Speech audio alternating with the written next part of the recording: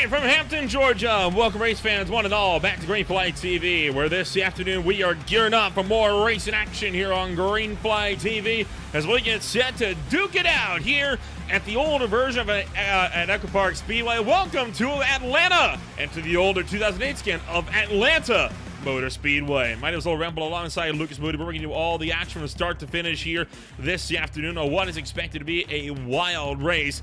Lucas, 43 trucks have qualified into the race here this afternoon, with 42 of the 43 putting down times here this afternoon. This race anticipated to be a thrilling 130 laps as we've got ourselves quite the dogfight ahead of us.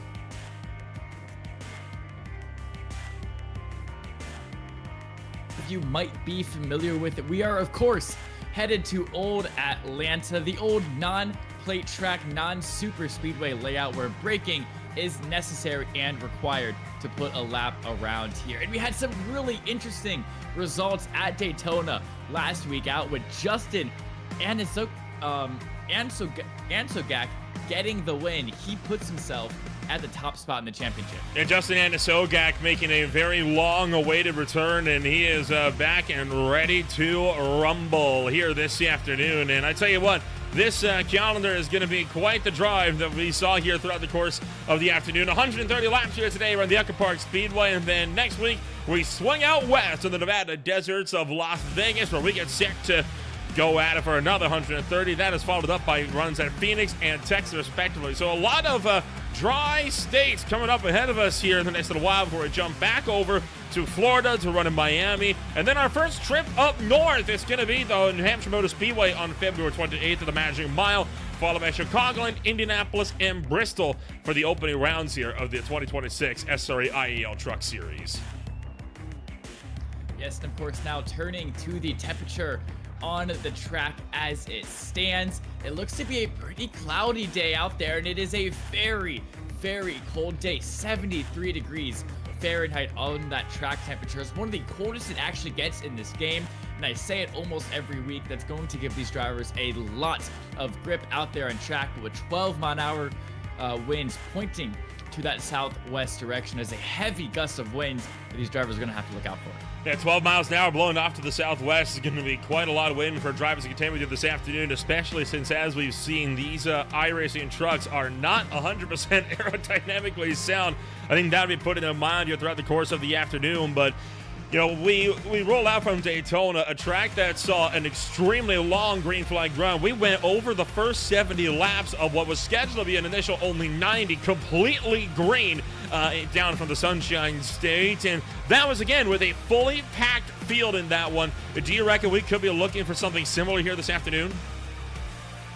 I would love to see some green flag racing. I talked about it a lot last night, how much I love to see these long green flag races where strategy plays out over the end, over, you know, pushing your tires. The strategy of saving wins out over just driving super hard. And also when you stay green like that, you get some really good battles that can start to develop. So I would love to see it, but 43 cars at Old Atlanta, that is a lot, Nolan. And of course, a lot of rookies that are going to be in this field still this afternoon here as well. You, of course, have contenders like Dan Eller making their runs here, along with other drivers like Scott Hull. Of course, you have other contenders, right, like Wyatt Youngblood, who was looking to have a good run before he found himself having some unfortunate moments early on. Justin Ansogak started outside of the top 10, but critically, one of the rookies, Mateo Mitchell, will start this race from pole.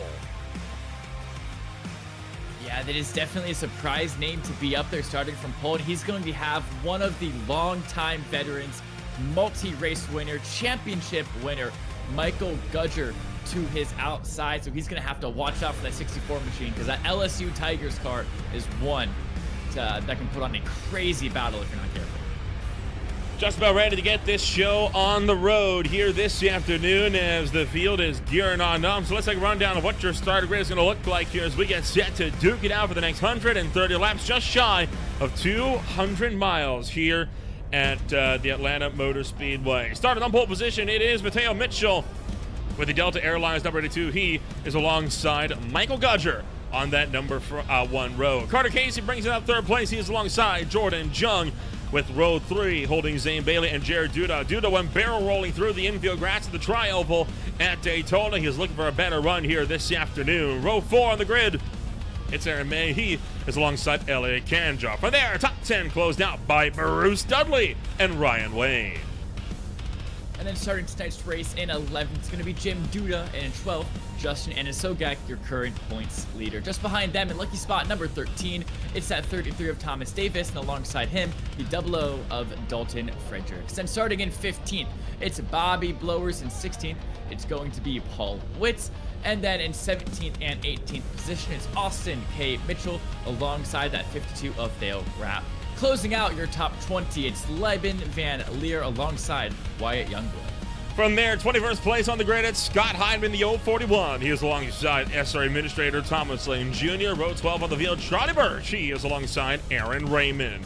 Row 13, you have Joshua Heimbach. He will start alongside Dylan Wilbers. And from there, it's Robert Amaral for the Silver Fox Racing number 70. He is alongside the Booze Blaze number 24 of Joshua Bird. Top 30 closed out by Patrick Purdy, one of the rookies coming into this one, making his debut with the 3Y Motorsports crew and H&W Wrap Designs Ford F-150. He is alongside Cody Witt. And then in the 16th row, it's Scott Hull and Anthony Lane. And just behind them, going to be that 17th row, 33rd and 34th position, it's Luigi Diaz-Gonzalez alongside Noah Swafford. In 35th position, it's going to be Michael Allen alongside Alex Romero. And then in 37th and 38th, it's going to be George Karafides alongside Dean Elhurt. We got 5 cars left on the grid. Those 5 cars are Jim Comansberger, Mike Campbell wrapping our top 40, and then Joshua Jernigan, John Bualda Jr., and closing out the pack, not getting a qualifying lap down, it's Dan Witt. Dan Witt starting this race from the tail end of the field. The lone driver have to put down a qualifying lap, but critically here on this one, all 43 trucks have gridded on up, and all 43 will look to take the green flag here this afternoon. Gudger obviously driving to keep eyes on, as well as Zane Bailey here in this one, Lucas. We saw those two get close the last time we were out here in the NAS Classic Series. What do you think we can expect to see entering the opening laps of this race here this afternoon?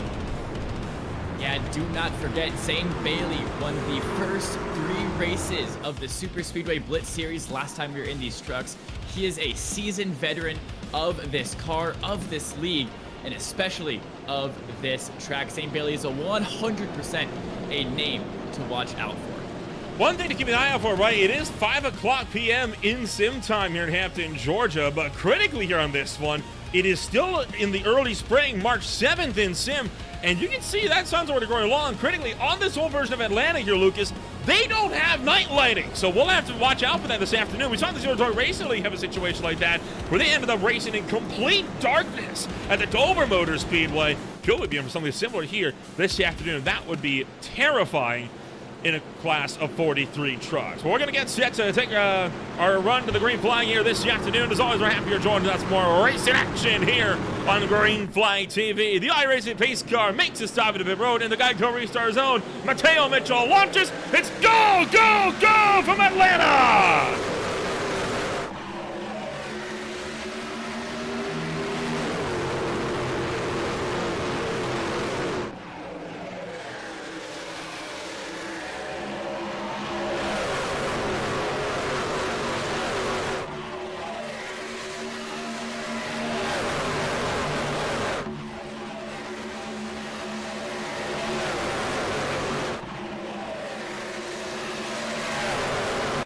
Trouble's already at the back of the field. You saw Dan Witt getting spun around all the way at the tail end of this one. It is Gudger who will lead the opening lap to green here, this time by Jordan Jung right alongside him. But a rough driver, Dan Witt, early in this one, and there was no caution for this spin coming to the green flag. Yeah, Jordan Jung also looking for the inside of Gudger, but here is a spin from Dan Witt that is just across the start-finish line. So I wonder if he just gassed it up a bit too much coming to green. And, oh no, looks to be contact with the 5. I believe that's Joshua Jernigan. Let's see how this happens. That would be John Bualda Jr. at the back end, and it looked like Witt checked up for the truck in front of him and then just clicked 2 times into the grass, spun that thing around, but green flag most certainly out here this afternoon. Michael Gudger trying to challenge for the top spot here, coming down to the turn numbers 3 and 4. He's going to clear from Jordan Jung. Mateo Mitchell dropping back to 4th early on, and he's in a fight with Carter Casey. Yeah, Yeah, but look at Zane Bailey up from 5th into 2nd place. Now he's challenging his Ford Racing teammate for that top spot. We know the 64 has pace. We know the 20 has pace. We've seen it time and time again. It is up to Jordan Jung and Mateo Mitchell to see if they can put an end to the dominance of Ford Racing shows around here.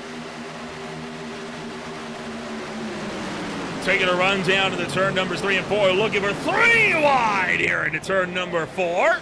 And pushing up on the bottom side as Jordan John nearly cleaned out Mitchell. We're able to keep it together, still 3 by. Through the quad, almost door-to-door contact between the 44 and the 82. It is feisty here in the early laps at Atlanta. Oh, and Jordan Jung sends a magnificent slide job. He absolutely sent that 45 machine into the corner. Was able to get ahead of Jared Duda, but here comes the over-under from the 53 car, holding on inside line. Now Mateo Mitchell completely out of this battle for 3rd position, and down the front straight they go. Duda on the inside of Jung. Look at the hornet's nest behind these guys as they fight their way into turn numbers 1 and 2 here this afternoon. It is an intense dogfight as drivers fight their way down the back straightaway. You look at this from the air. Look out as the 37 getting all sorts of out of shape. That was why Youngblood nearly going around him. They are still 2 by 2 all the way back through the cusp of the top 10. I mean, that is just a beautiful look of the track. You get to see 5 rows in a row, 2 by 2 like that. Just looks absolutely magnificent. As you can see, Aaron Raymond looking for the outside of Elliot Condra there. As still, Michael Gudger holding on to this first with Zane Bailey closely following behind. Also, Jared Duda, I believe a new pickup to the Ford Racing team. I'm gonna double check that really quickly. Well, while you're checking up on that, they continue to go 3 wide, and now Mateo Mitchell getting the back end kicked out and almost into the grass. Yes, Jared Duda is a new pickup to that Ford Racing team, so it is a Ford Racing 1-2-4. Now 1-2-3 as Jared Jung does lose that position once again, but it's a big move to the bottom for Carter Casey. He's looking for the move on Jordan Jung. And Carter Casey wanted to make ground early on. He's going to shoot to the inside now of Jordan Jung. Mateo Mitchell all the way up on the inside line. Up top, you've got the Red Bull machine of Bruce Dudley, who just caught the wall coming off of turn 4. Also in the mix here, Austin Mitchell, Dalton Fredericks, Aaron May, Meyer to the back of this one as well. And don't forget, Jim Duda trying to carve his way through the field. He just got around his longtime rival, Aaron Raymond. So this is an absolute amazing race we've had so far. We have veterans of the league racing these rookies, and they're racing each other so hard, but so well, and so cleanly. You think about Duda, Bailey, Gudger.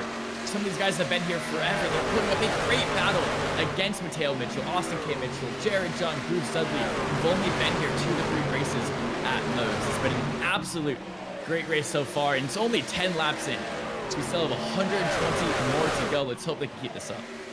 But already you can see how the clouds shift over the sun, just how dark it already gets over the Atlanta Motor Speedway. And when that sun starts to go down, visibility could start to become a very real problem for a lot of the drivers in these cars. Right on board with Mateo Mitchell here, one of the drivers here trying to battle his way through to the point. And right now tucked up right up against the number 45. Just up the road of Jordan Jung. Well, there goes Dalton Fredericks skating by on the high side on the back straightaway. This old Dalton Fredericks, who just mentioned his name, getting a little bit of that wall entering turn 3 there. He's going to have to be careful. Probably no damage from that, but it is going to put his car a bit off center. And he's going to have to refocus and regain some of that confidence as Jordan Jung trying to hold on to that inside line. But Fredericks wanted to go around that outside and see if he can pick off 7th place from the 45. Sliding up for the inside line. You saw him clip off the apron there, but they are able to hold it together only just for a little while. And so far, Aaron Raymond making good ground up top. Right now, Austin Mitchell and Aaron Raymond, some of the big movers here in this race. They were at 14 and 13 spots respectively. Now Raymond up 16. Wow, that is an impressive showing from the longtime veteran Aaron Raymond. He's one of the guys in this league who's He's got a lot of rivalries with a lot of the cars because he's known for racing hard and sometimes not the cleanest, but he's got speed and he's showing it today, being up 16 places from 24th. As now we're riding on board with the 053 of Jim Duda. He's got the 10 of Aaron May right in front of him, but on his inside, he's got that 82 of Mateo Mitchell. So he's kind of trapped here because he wants to go to the inside like he's doing right now, but he's got to be careful because there's somebody right in his inside. And there you see the 82 just to the outside quarter panel of this 053, and going to try to find a hole. Oh boy, a little bit of wobbling going on down there, down the back straightaway, and well, the 82 of Mateo Mitchell able to pull himself clear this time by. And bad news for John Bawalda Jr., the driver of the number 5, has actually been disqualified from this race here, Lucas, for failing to serve a black flag, and that black flag came about as a result of an unsafe pit road entry, and that was brought about by this moment, I believe, coming out of turn 4. Okay, yeah, let's take a look here. So this is, of course, this Milwaukee 5 of John Bawalda Jr., and he's slowing down for pit lane, coming into turn 3. He gets it on the apron, so everything looks to be in check here. His front left does have a lot of damage, I'm assuming from that incident that he had in the first lap with Dan Witt. And a little bit on the grass, but it's all okay so far. I don't see anything wrong. Maybe he just... That looks to be clean. We got problems here live, and we got a caution here as the 52 of Dale Rapp with the Kenzie's machine has found himself going around, and he has got a lot of damage. It's going to be on the, you can't really see it from here, but that's going to be on the right-hand side of that truck, and not able to really get a good angle. But we got the yellow flag out for the first time here this afternoon, Lucas, and Michael Gudger maintains the lead, but a rough way to kick off this one. Yeah, and with how aggressive these guys were driving each other, and simply put, how many there are, I was expecting a caution fairly shortly, as always. Gets up into the 67 machine, and they make a little bit of contact there. No harm, no foul yet, but now they're 3 wide. And I don't know. Maybe it happens down the straight. Oh, right there. Wyatt Youngblood careens into the door of the Chase Bank number 27, I think that is. That's the 67, sorry. Then coming around through 1. Where did this go awry? This is back on, that was back on lap number 15. And it looks like the incident actually happened 1 lap later.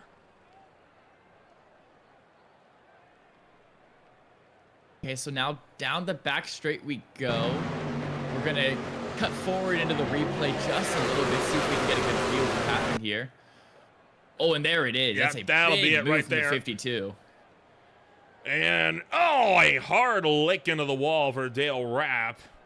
So that will be what likely, right there you see the 67 now spinning. Now that will be what brings out the first yellow flag of the afternoon, as the 67 entry of Luigi Diaz-Gonzalez goes spinning around and collected a few of them coming down into turn number 1. Let's look at this one from the spotter stand, and this will be a good indication of how this one fully came about. Yeah, so it's Gonzalez going to be on the inside of Rapp here. Watch as he's already there by the time to exit 4. Rapp just simply didn't respect it, and that's going to put both Gonzalez and Rapp into the wall. The 38, Thomas Lane Jr. does a great job of actually spinning his car to avoid the 67, but some other cars weren't so lucky. I don't know if he did that intentionally. I think Robin Amaral may have actually gotten into the back of him. Let's ride on board with the number 70 if we can. Get a good angle on this one from behind.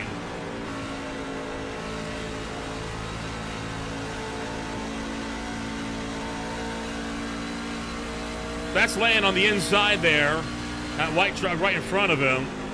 Yeah, Rex starts to come about, and yeah, Lane definitely had some help there.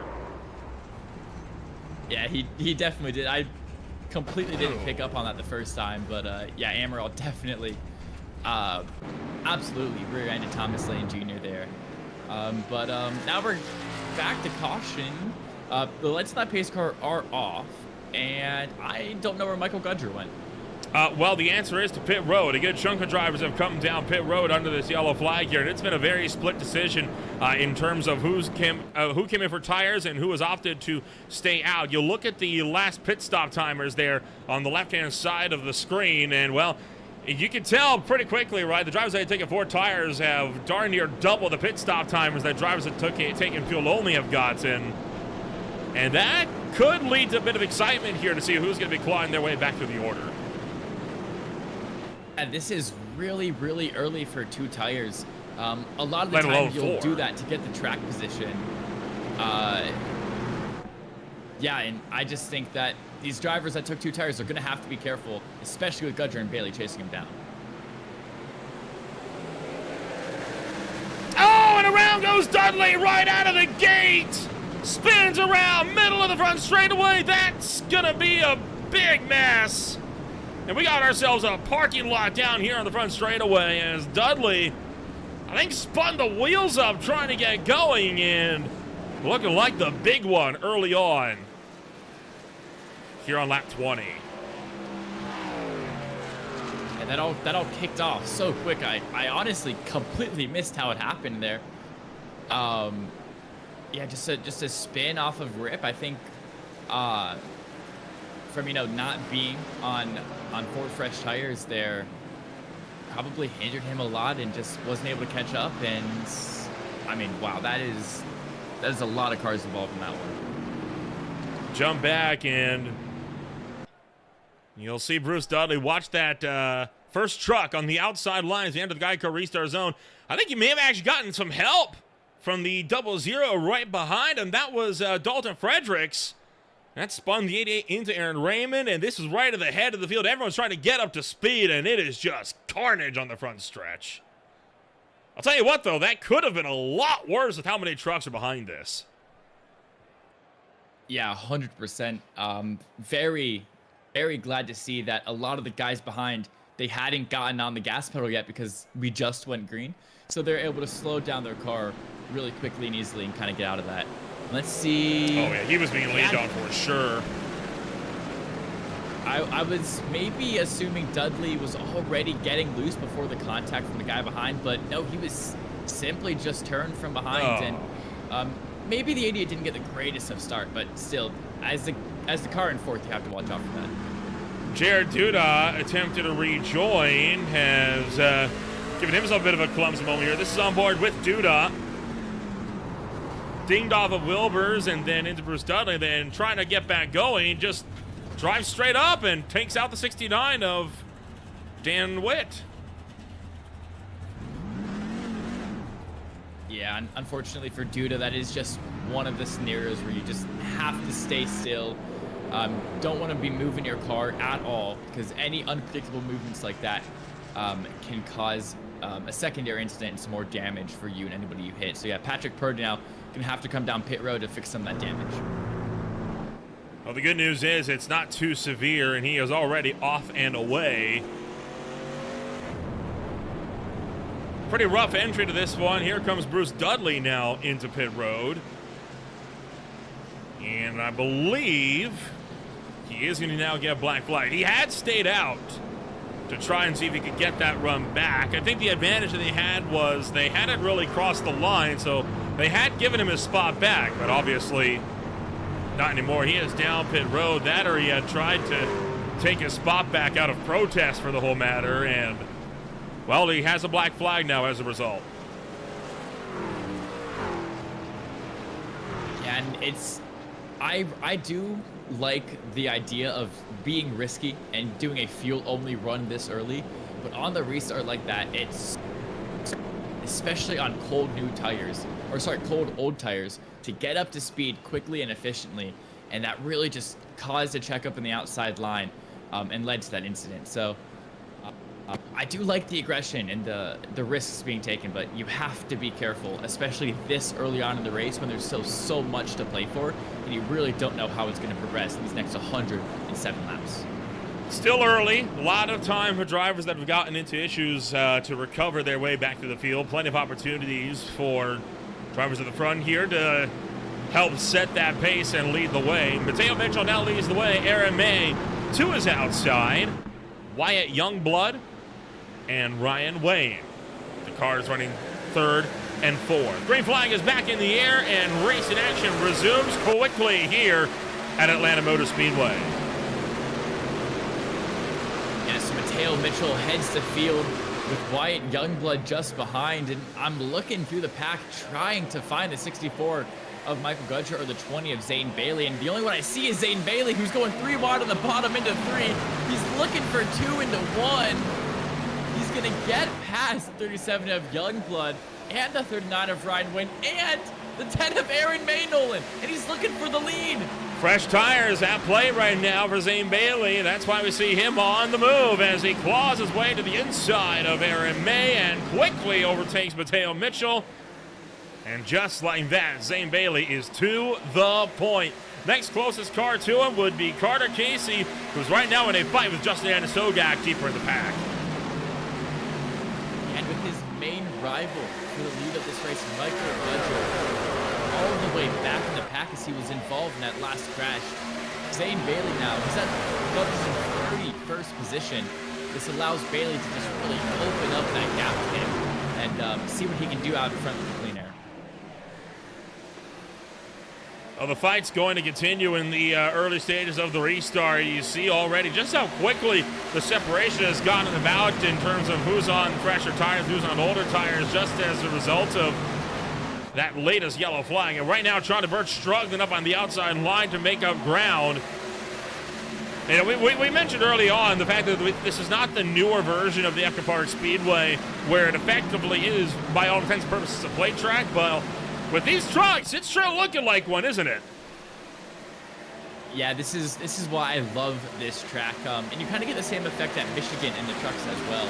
But it looks like plate racing, even though it's not. These drivers are on the brakes; they're having to lift through the corners. But with the drafts you get, not only down the straights but through the corners, you're able to stay so close to the guys behind it. Look at that! Oh! I mean, 5th all the way to 20th is under a blanket. Jim Colensberger into the wall. Look out! Raymond slides, and he's going to go up and into the outside wall. Disaster for Aaron Raymond. Caution is going to come out. And a lucky escape for the field. We're going to slow it down again. Well, now 28 laps into the race with our 3rd caution on the board. Unfortunately, it doesn't look like we're going to get to see as clean of racing as we saw at Daytona. But to be completely honest, Nolan, I kind of expected that. Take a look back here. This was Aaron Raymond having his moment. This was, you see right up the front there, I think it was Jim Colensberger had been put 3 wide, and he slammed the wall. We'll get a look at that in a moment, but for now, Raymond had to jump into the grass as Colensberger's on down the racetrack. The car breaks. Jared Duda just slips around him, and credit to Raymond, right? That is a bit of fine driving there to make sure that he held that thing together. Yeah, I think once it's all said and done, he keeps his car straight, out of walls and out of any other competitor. So, yeah, great job from the 6 machine. We're going to take a look at it one more time and see Colensberger gets into Jordan Jung a little bit, bounces off the wall, and Aaron Raymond has to go to the infield to avoid it. And whoa, that is a huge snap in front of Jared Duda. You know, kidding. And then same for Noah Swafford on that deal.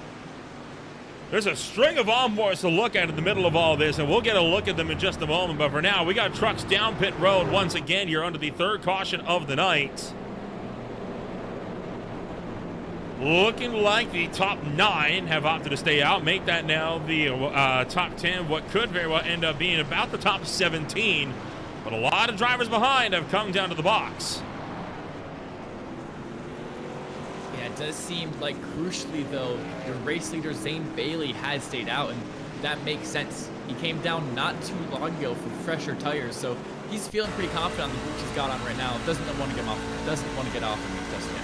This is Aaron Raymond. What he saw, he sees Colensberger clap the wall, and then Colensberger starts to come down. Raymond to the infield. You hear him throttle up, right, just to make sure that truck kept momentum going forward. And that decision to stamp the throttle is what single-handedly saved his whole race. I mean, that is just very impressive driving from Raymond. He gets completely cut off in the front straight and is able to save it all once it's all said and done. And this was with his teammate Noah Swafford. Sees the smoke. Caution around here is where it comes out. And then, ooh, it's up. Nearly cleaned out his own teammate. And then this was with Jared Duda, now running 15th. Yeah, this one's going to be insane because right in front of Duda is where Raymond absolutely snapped his car. So I'm going to stay silent as we watch this. Man, oh man. Wow. It is insane that no cars hit a wall or each other from that incident. Absolutely mind-boggling. Yeah, that'll get your blood going a little bit, won't it? Yeah. So 100 laps to go. It'll be 99 when we get back to the green flag. Zane Bailey still leads the way. We are under our third caution flag of the afternoon. It is Bailey and Sogak, Casey, Duda, Witt, Highball, Allen, Mitchell, Romero, Ellert for the top 10. Yeah, and looking at this field, I mean, you think Bailey didn't come down that last time for tires, so maybe he's going to be a little bit slower than the guys behind, but you have to think, though, and he's only got about 5 or 6 green laps on that set of tires, so he might just be fine. Green flag back in the air this time by Zane Bailey, able to jump on the loud pedal and run away with this one. Carter Casey and Sogak hot on his heels right behind as we thunder our way back into turn number 1. As you can see behind, that's the 07 machine of Austin K. Mitchell looking for a move, and he cuts up in front of the 3 of Alex Romero with a nice move on the exit of turn 2 as you see Carter Casey going down the inside of Jim Duda, as those two are going to stay side by side all the way through turns 3 and 4. Coming off of turn 4 this time by Carter Casey, going to continue to try and fight this one out with Michael Allen up on the outside. Still have Austin Mitchell and Paul Witt's number 74 both in the mix. Oh, hold on. Witt tracking up from the inside line, and he's able to gather that thing together right behind him. Look to the inside. A huge look for Jordan Jung as he goes 3 wide with Anthony Lane and the 95 of Dean Ellert. Oh, he's got to watch out as he almost completely chops the nose of Anthony Lane looking for the inside of the quad oval there. He's going to maintain his position in that target 45 machine, but after everything that just happened, I'm sure Anthony Lane is not happy at all. And he is already looking for the move down the inside of 3 and 4 they go. But it looks like Alex Romero is going to put an end to Anthony Lane. Further back in the field, they were going 3 by 3 wide here into turn number 3, and they're still looking for 3 wide on the exit of 4. Several drivers caught in the mix of this one. Into the wall goes Cody Witt. And he dinged off the door of Luis Diaz-Gonzalez, who has already been involved in the incident tonight as well. The 60 of Lyman Van Leer slips off the inside, trouble back straight away, and around goes Patrick Purdy once again. 4, 5, 6 involved, and it's the big one on the back straightaway. Yeah, that all happened completely out of nowhere as we just cut to the 69 spun around completely perpendicular to the track and almost catching air, it looked like at one point. I was nervous that car was about to flip. But through all of the chaos, Bailey is able to hold on to the lead. Zane Bailey holds on to the lead of the race for the time being. Let's take a look back. This is what happened, and it started with Patrick Purdy. He's on the outside of Aaron May. And based on this, I'm willing to bet he's lost that by himself. And he has. He hit the wall and then got finished off by John Buwalda Jr. Yeah, and look, his right rear catches a decent bit of air there. Even the 80 finding some air of his own as, yeah, you can see, Nolan, you counted it, about 5 or 6 cars all involved in that as, oh, a big hit into the wall for the 5 of John Buwalda Jr. and the 05 and that Lime Green Menards car as well, all into the inside wall very, very heavily. Bruce Dudley and Lyman Van Lee are both being incredibly lucky to make it out of this one here. Take a look. Watch for the watch for this red truck down to the inside. Is just going to barely slip by the wall down there. Man, could have been a nasty ride, and they see Bruce Dudley managing to find a hole as well. This is going to be with Bruce Dudley's number 88. On board, you can see Elliot Condra just in front of him. There's where the 69 makes contact with the wall. That's what Swafford, sorry. Okay.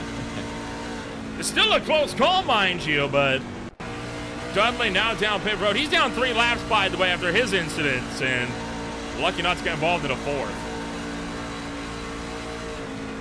Yeah, you can already see the smoke screen already hard on the brakes as it is. And yeah, whoa! Yikes. 2 close calls with both of those cars spinning down in the infield. And yeah, just great job from him to instantly get on those brakes to stay out of everything. From up top. And you'll get a good look at how this kind of devolved from behind as well. Watching for Lyman Van Leer's number 60 entry. He's going to find a way through on the inside. There you see it. That orange and black truck just barely squeaks through on the inside right by the wall.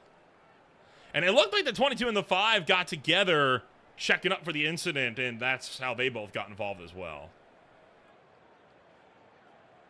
Yeah, so it's a pretty massive incident here. Could have been much worse, as we see about 3 or 4 cars having really close calls. But even with that, it's still big incident. As you can see, the damage on that front nose of that 5 car, I mean, it is absolutely massive, as he took a big hit into the inside wall. And now with our, I believe, 4th caution on the night here, could be 5th if I've already lost track.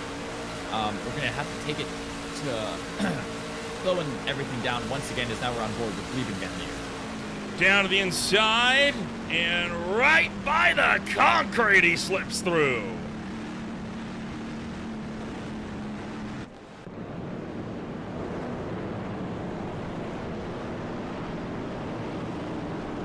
Well, Lucas the field going to make their way into turn number 3, ready to go back to green, this time by now up to 4 cautions, and we're not even through lap 40. This is looking like it's going to be one of those nights.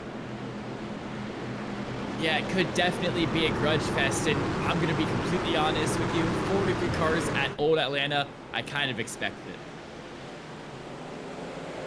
it. Into the Geico restart zone. Green flag is back in the air. The field hightails towards turn numbers 1 and 2. Zane Bailey once again clear. Top 13 did not come down under this yellow flag. They are at risk of being caught up by drivers like Bobby Blowers behind. Double file all the way through the field down the back. Zane Bailey did get a great jump on the cars behind. Jim Duda, though, that owed 53, not letting him get too far yet, as we're going to be 2 by 2. It looks like the double O of Dalton Fredericks down the inside of the 48 of Joshua Highbond, with Jordan Jung waiting in the rings right behind them, seeing if anything happens with either of these cars. He can take advantage of that and kind of find a free position of his own, but they're going to stay 2 by 2 all the way down the back straight. Into 3 and 4. The 48 truck of Highbaugh up top.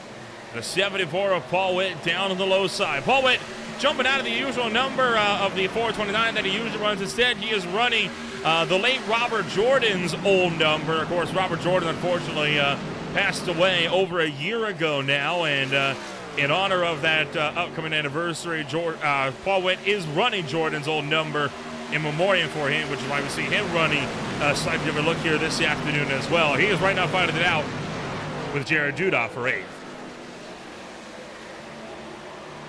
Yeah, as those two going side by side at the exit of 4, down the front stretch they go. As Michael Gudger making an appearance in the top 10 once again. One of the quickest cars on this track here tonight. The 64 entry is definitely somebody you have to watch out for, as we have so many side-by-side battles going on. The biggest one I see is Elliot Condra looking for the inside of that 60 machine. As now Caution. he's actually going to be able to clear the 60. And the caution comes out once again. And it is for Joshua Burke up into the outside wall. That was entering turn 3. And for the 5th time, we are going to slow this one down.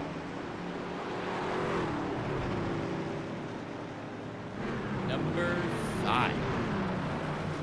And it looks like it was the 24, Joshua Burke, that was involved in this. He's got the L5 on his outside, and I wonder if it's a case of clear, not clear.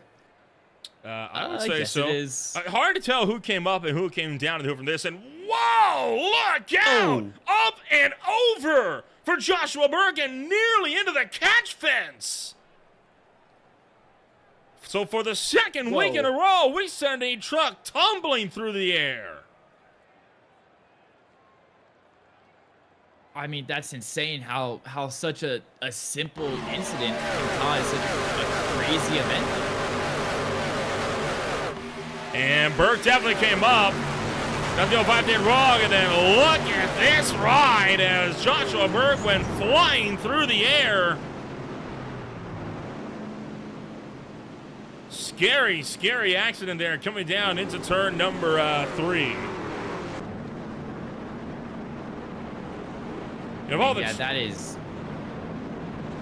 Of all the non-super speedway tracks you'd expect to see a flip, this is definitely pretty far down the list.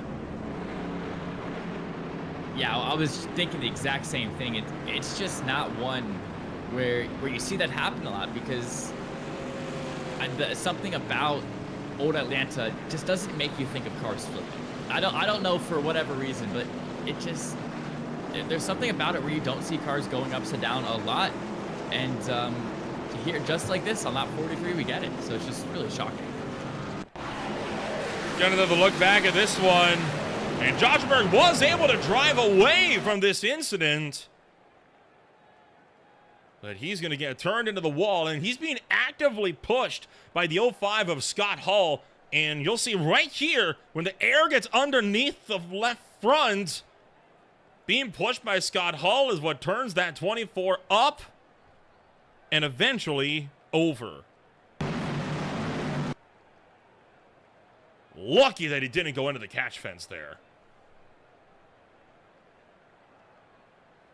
Yeah, and then iRacing Physics takes over and sends his car tumbling in some very strange ways there. And the fact that that 24 car looks pretty okay shocks me as well. I have to be completely honest. On board with Hall. I would have bet that was the last thing he expected to see as well. Yeah, that is insane. And once again, nothing Hall could have done there. He was already holding the wall. And unfortunately for Burke, he did just slide up on him. Second blowover of the season as well here, as it was a very similar situation to how Jared Duda went up and over at Daytona just 1 week ago.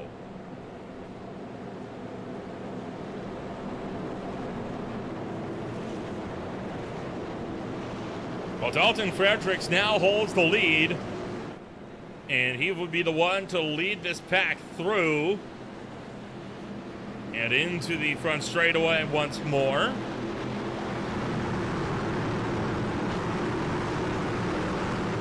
And the green flag coming out this time by, we're back to it, Dalton Fredericks and Jordan Jung lead the way back to green. Fredericks gets a great jump. Jung not so much, so allows Aaron May to slip into that second position as Jordan Jung now gets under attack from Wyatt Youngblood as contact was almost made between the 45 and the 37 as Youngblood often take that very, very low inside line, even getting pushed by the 60 or not the 60. Who's he getting pushed by? Well, we got Aaron May going for the lead here in turn 4. Aaron May to the inside of Dalton Fredericks trying to get a run going. There's side by side down the front straight of Fredericks up top. Aaron May down low. And May struggling to find his way through. He's going to keep trying it once again to the inside of turns 3 and 4. Here they come down the back stretch. Now he's still got that left rear quarter panel of Dalton Fredericks. He is a veteran to this league. He knows how to put a fight on in this car. So he's not going to want to back out of this battle. And they're going to stay side by side through the quad oval they go. Still side by side, so we're trying to see if anybody has an answer, and Fredericks clears around the outside, and Jordan Jung going to look to pick off Aaron May here and take advantage of all the chaos. They make their way into the back straightaway, and we're 3 wide deeper in the midfield. Yeah, Zane Bailey looking for a hole to get some overtakes done. He's got Jared Judah to his outside. Of course, his new teammate, but the 041, the 07, and that 39. That's Ryan Wayne, Scott Hyman, and Austin K. Mitchell. 3 wide coming out of turn 4. They do sort themselves out coming down that main straight, but Michael Gudger and Zane Bailey, they're going to have a lot of work cut out in front of them if they want to slice their way through this pack. And now Jordan Jung slicing his way through the field. He picks off Dalton Fredericks, and here comes Aaron Raymond to the inside. So we now have 2 SRA veterans scrapping it out for the number 1 spot, and a rookie running in 3rd. Oh, and a bit of contact there between the 2 as they come off of turn 4. Aaron Raymond to the inside of Jung, trying to make something happen here. Jung's able to hold on up top. Yeah, but Raymond takes that inside line, and Jordan Jung can't do much about it. So Raymond now to the point as Elliot Condra going all the way down to block off the run from Jared Judah. That was a very scary moment in between the 53 and the 09 there. As now Elliot Condra looking for the inside of Wyatt Youngblood, as that Nolan could have been absolutely cataclysmic. And a caution and a big crash off of turn 4. Multiple trucks around. Cody Witt is in, and I see Charlie Birch involved. The 95 has damage. So a multi-truck crash will slow this race down once more. And it is yellow number 6 on lap 51.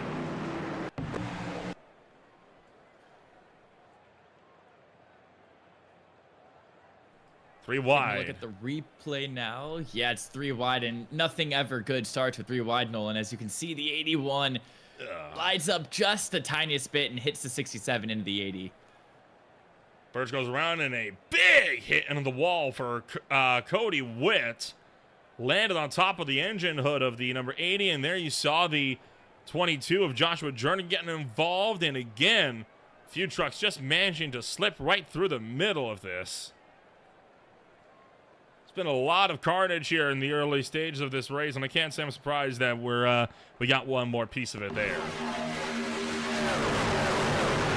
Guys, taking another look from it from behind. As you can see, it's just the slightest bit of contact between Lane and that 67 car that really kicks it all off. And with the speeds the guys behind are carrying, there's really no way to avoid that. So yet again, another caution slows this race down. We're going to take ourselves a quick step back. When we return, Racing Action resumes on Green Flag TV. Stay with us.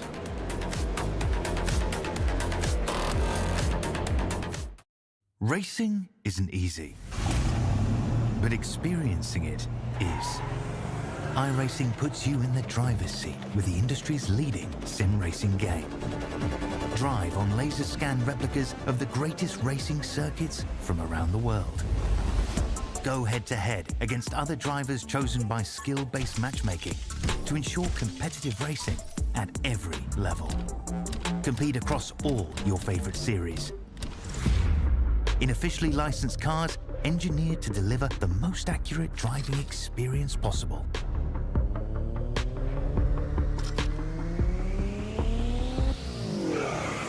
Join a race or host your own with players from across the globe. Race against the computer or in a league with friends. Feel the thrill behind the wheel. Visit iRacing.com.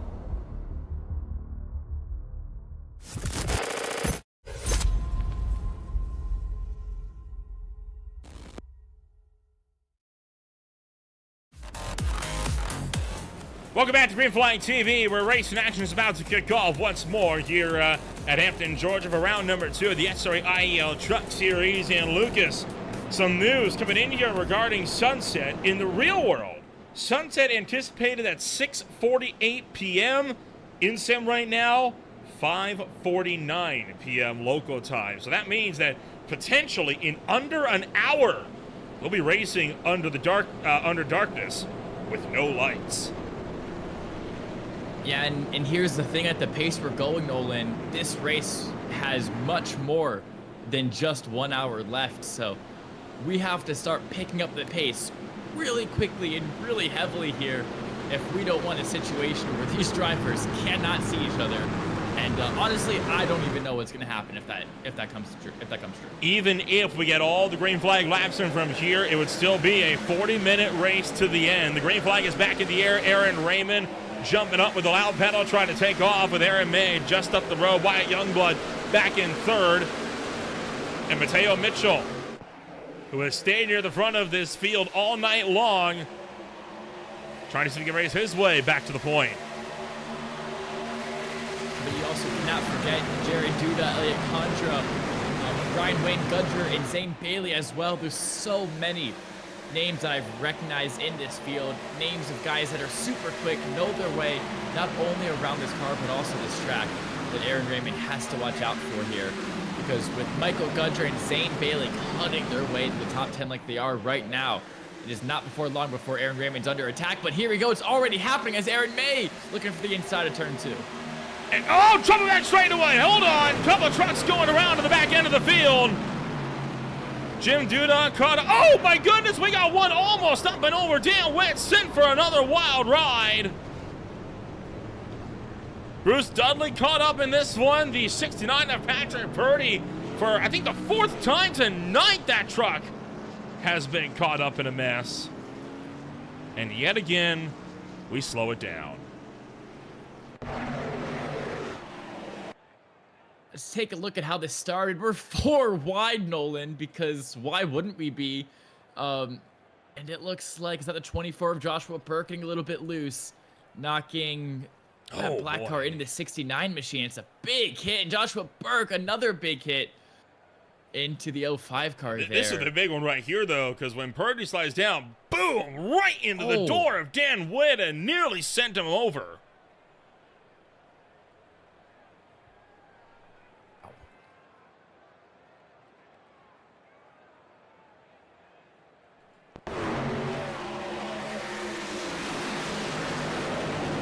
So yeah, Burke slid up top, and then it was actually Jim Duda that came down into the 69. There's a lick into the wall. That was with Scott Hull, and then bam for the 44. Hopped up into the air and taken a ride, and you can tell that Dan Witt thought he had made it out of the melee. Yeah, now on board here with that 44 of Dan Witt, this is exactly what I wanted to see, because look how this car is going to come sliding down at him from out of nowhere. Never saw it coming. Scary, scary, scary. Jeez.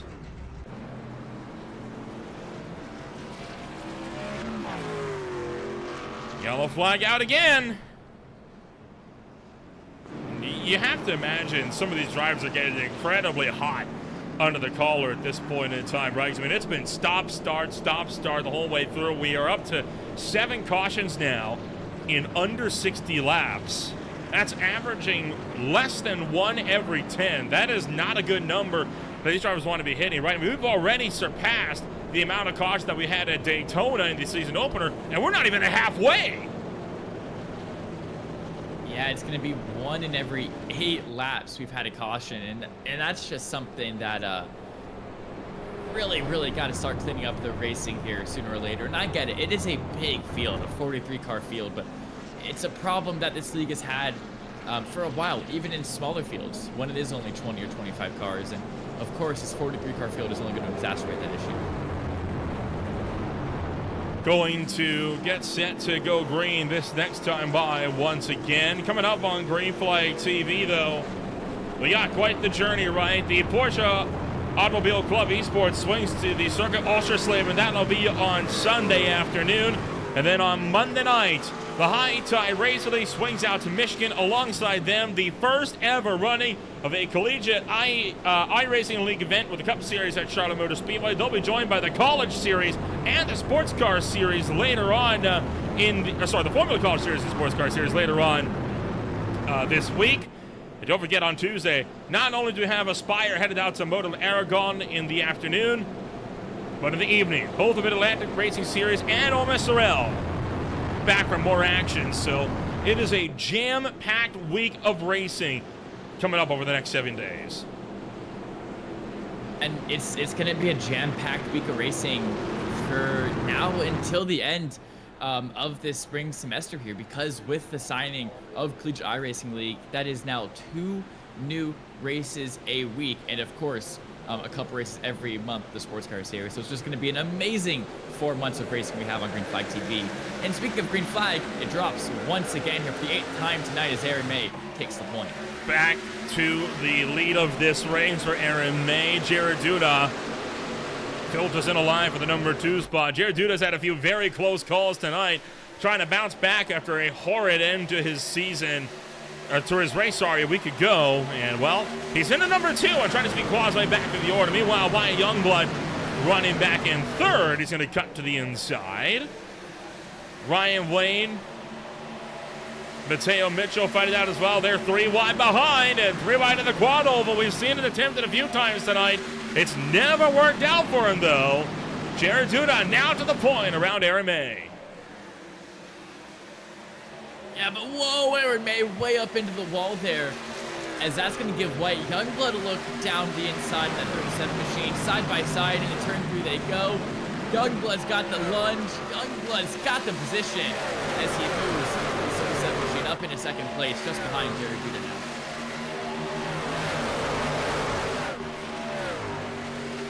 Cruising on down to the turn numbers 1 and 2.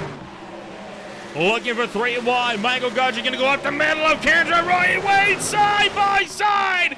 Down the back straightaway.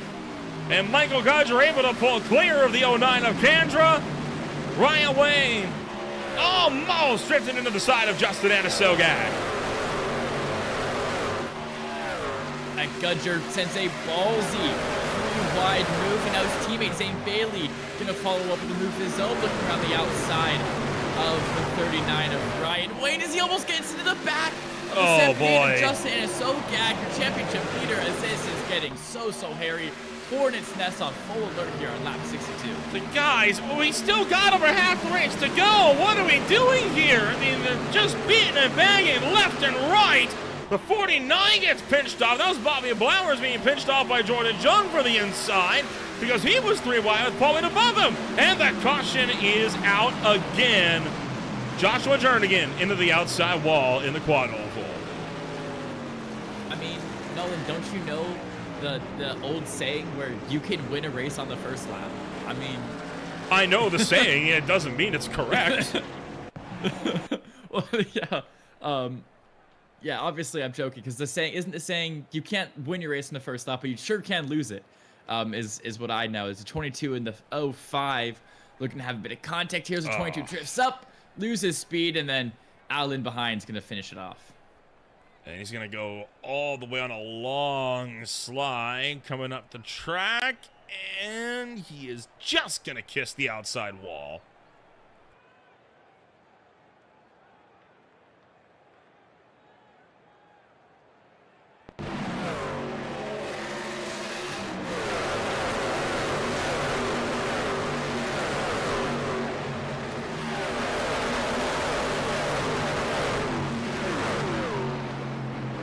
I think he caught a little bit of the edge of the safer barrier there as well. And it looked like there may have been a separate incident altogether behind these guys as well. Watch the 70 here. This is Robert Amaral.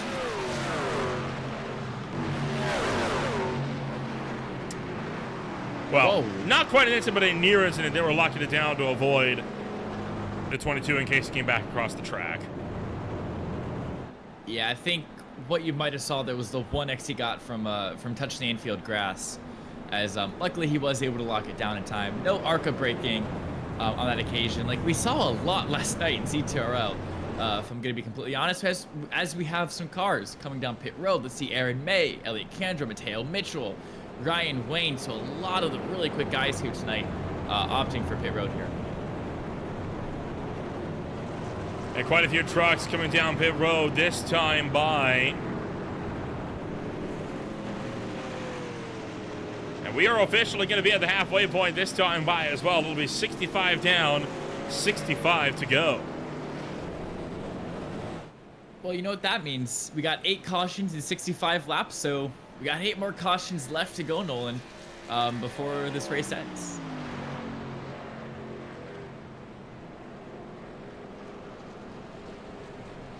So lap 65 of 130. Hitting the halfway point this afternoon, but still a very long race to go. Jared Duda leading the way, Gudger second, and Sogak third, Bailey fourth, Mitchell fifth, Jung in sixth. And you mentioned of course the Collegiate iRacing League coming on board and being quite an addition to the channel, right? 3 new series a week. That's not the only one. We also have the Belgian Sim Racing Federation that has just come on board as well. They are also looking to start off with the Clio Cup. That will be coming up in February. Following the conclusion of that, of course, it's the Belgian F4 Championship, and after that, the brand new Sprint Cup, with an event still yet to be determined for the Sprint Cup as well. So, you know, CIL is not the only one. BSRF coming on board. We have Aspire Racing, which is back for more rumors that potentially Blazing Pedals could be coming back for another season as well. And don't forget as well, the Mystic Racing League coming back to it as well with the Caswell Glass Company Series. That'll be starting up in February pretty soon here as well. So there's a lot that's going to be coming up over the next month or so to be excited about. Yeah, and of course the VSA Sports Car Championship as well, which we already casted the Roar Before the 24 and the entire Daytona 24 hours. And we still have a whole season of great races coming up for them, including a Petit Le Mans, a 12 Hours of the Glen, or maybe 6 Hours of the Glen, I can't completely remember, but so many exciting leagues coming to the channel in 2026. And right now, the next race for VSCA will be on February 7th with the Sports Car Grand Prix of Long Beach, a 2-hour and 40-minute sprint. Green flag back in the air. As Jared Duda takes off early. Last week's winner, Justin Sogak, trying to cut to the middle. Michael Gudger into the mix as well, as they're going to make their way around turn numbers 1 and 2. Jared Duda getting set to go racing down into turn numbers 3 and 4. And here we go. Gudger and Bailey have entered the conversation. They finally worked their way through the pack, made themselves up into 3rd and 5th place now, as they both just got an overtake done on that lap. And Gudger looking around the outside of Sogak, and once he gets clear of him, he's definitely going to look forward to Austin K. Mitchell and Jared Duda as they're grudging it out from first place. Duda on the outside of Mitchell. 3 wide down the back straightaway as Jared Duda continuing to drive his way on through to the point. They're looking for 3. They're looking for nearly 4, just a little bit behind them. And now Charlie Birch caught up in the middle. He's going to be struggling it out with Noah Swafford. And the 95 of Dean Ellard in the mix here, and Raymond still fight his way through the middle of the pack as well, while Jared Duda now has Austin Mitchell to his inside. Yeah, they're still side by side here. It's a great battle we've got going on for the lead, as Haley looking for the outside of Austin K. Mitchell. Mitchell does a great job, though, of lunging it down the inside of turn 3, and now he's going to be looking for the lead himself as they almost make contact. Coming from the quad over no one but Gudger is giving Duda, his teammate, big pushes down the main straight. And his 4 racing teammates, they're currently 1 through 4, and they're working their way, seeing if they can get past Austin K. Mitchell. But here we go, and Sogak re-enters the conversation.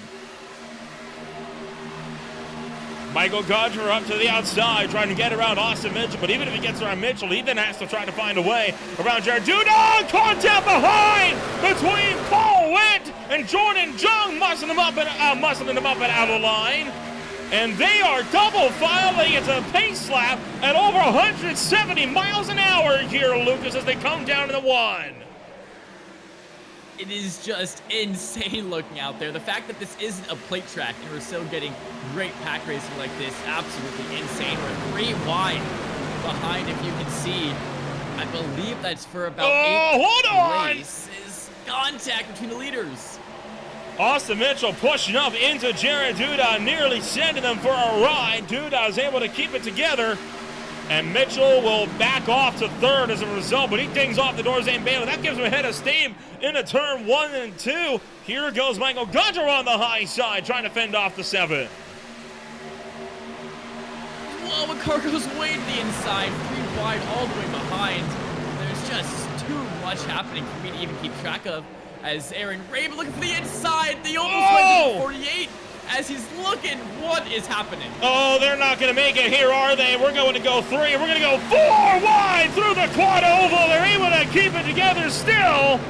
1 truck onto the apron. That's the 05 of Scott Hall. Taking a wise move to back out of that one. He wanted no part in whatever the heck was going on up here. I'm at a loss for words. The fact they were able to get through that with not a caution coming out is absolutely beyond me. Honestly, great job to the drivers, because that was a massive checkup with 3 and even 4 wide in some places. So great job to all of them for keeping the cars pointed the correct direction and being able to keep this race going green here. Continue to fight our way through the order here as the 64 Michael Gudger up to the outside line. The 07 of Austin Mitchell still holding on from the low side. This, by the way, one of our longest green flag runs of the race so far, and it has been by far the most intense of the lot. Yeah, I think we're up to 10 laps now as they just start lap 75. I think our longest so far is our first one, if I'm not mistaken, where the caution came out at lap 17. So, whoa, as Don Fredericks having to go down low to take avoiding action from Jordan Junks. We're still, I believe, 7 full laps off from tying our longest run, but it is definitely our longest run since that first 17 lap stint, and it feels good. It is a nice breath of fresh air. Coming down to it, looking for 3 by 3 wide as Noah Swaffer gets up into the outside wall. The 74 of Paul Witt cutting through the middle. Caution is out again, and it is for Scott Heidman around in turn 2. Oh, hold on. Well, I jinxed it. Just as we started talking about, you know, this could potentially be our longest green flag run of the night. Literally no less than 10 seconds later, a caution comes out, putting this race back to the halt for the 9th time tonight here on lap 77. I was going to ask if it was 8 or 9, and I was pretty sure it was 9, but I needed some extra confirmation. Now if the number's wrong, I can rely on you for that number. But right now, Scott Hyman just... What was going on up here? The 11 of Coleman'sburg checked up, and that caused a massive stack. But in all honesty, Hyder's probably going to be put into the ball anyway because Gonzalez is trying to go around the outside. And I don't know if he had the nose in there. Yeah, it's unfortunate because that Visa Chase Steel Series 6-7 machine has been caught up in so many of these accidents, but from so far at least, it doesn't seem like too many of them have truly been his fault. I'm going to take another look at this. Oh, boy, and you saw that front end started to lift up, and it nearly went over. Take a look at this one, and we'll slow this down this time by here. Watch when this 041 gets turned into the outside wall. And watch the air get under the nose of that car. And had it not been grinding against the outside wall, that's all 4 wheels right there off the ground. That could have very well gone over. Yeah, thankfully the 041 machine was in a slightly different position. He wasn't quite on the nose of the 67. Like the crash we saw earlier, he was a little bit more ahead. So we didn't fully get that effect of the 67 pushing him up and over his car.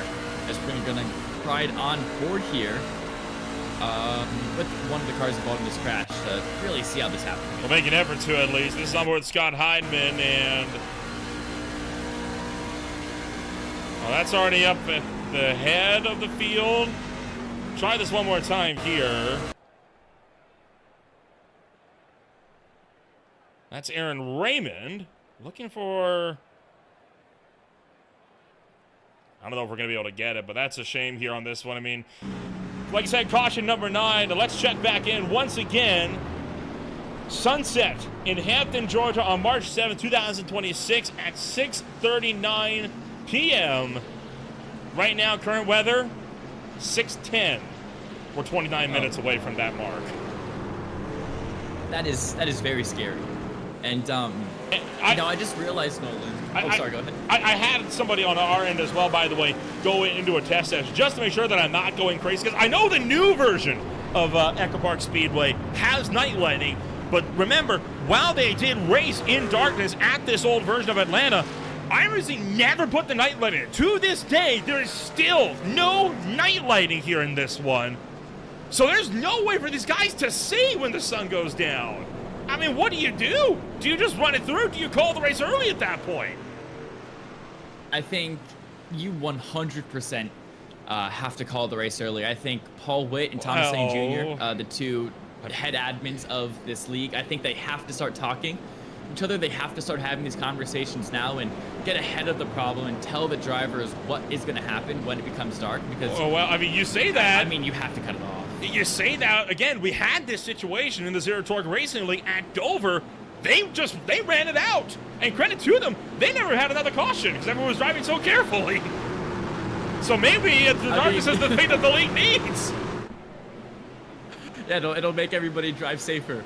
I'm sure. Once again here. Have you ever driven at night with poor lighting? It's terrifying. So, especially when you're in a field like this. True. But green flag back in the air. Michael Gudger takes off into turn 1. Zane Bailey and Jared Duda side by side, 3 wide already with Jordan Jung in the middle. Paul went down low. Oh no! And come on. Wrecking again. 3 trucks. Does everyone else keep it out? No. Okay, there we go. That caution came out unbelievably late.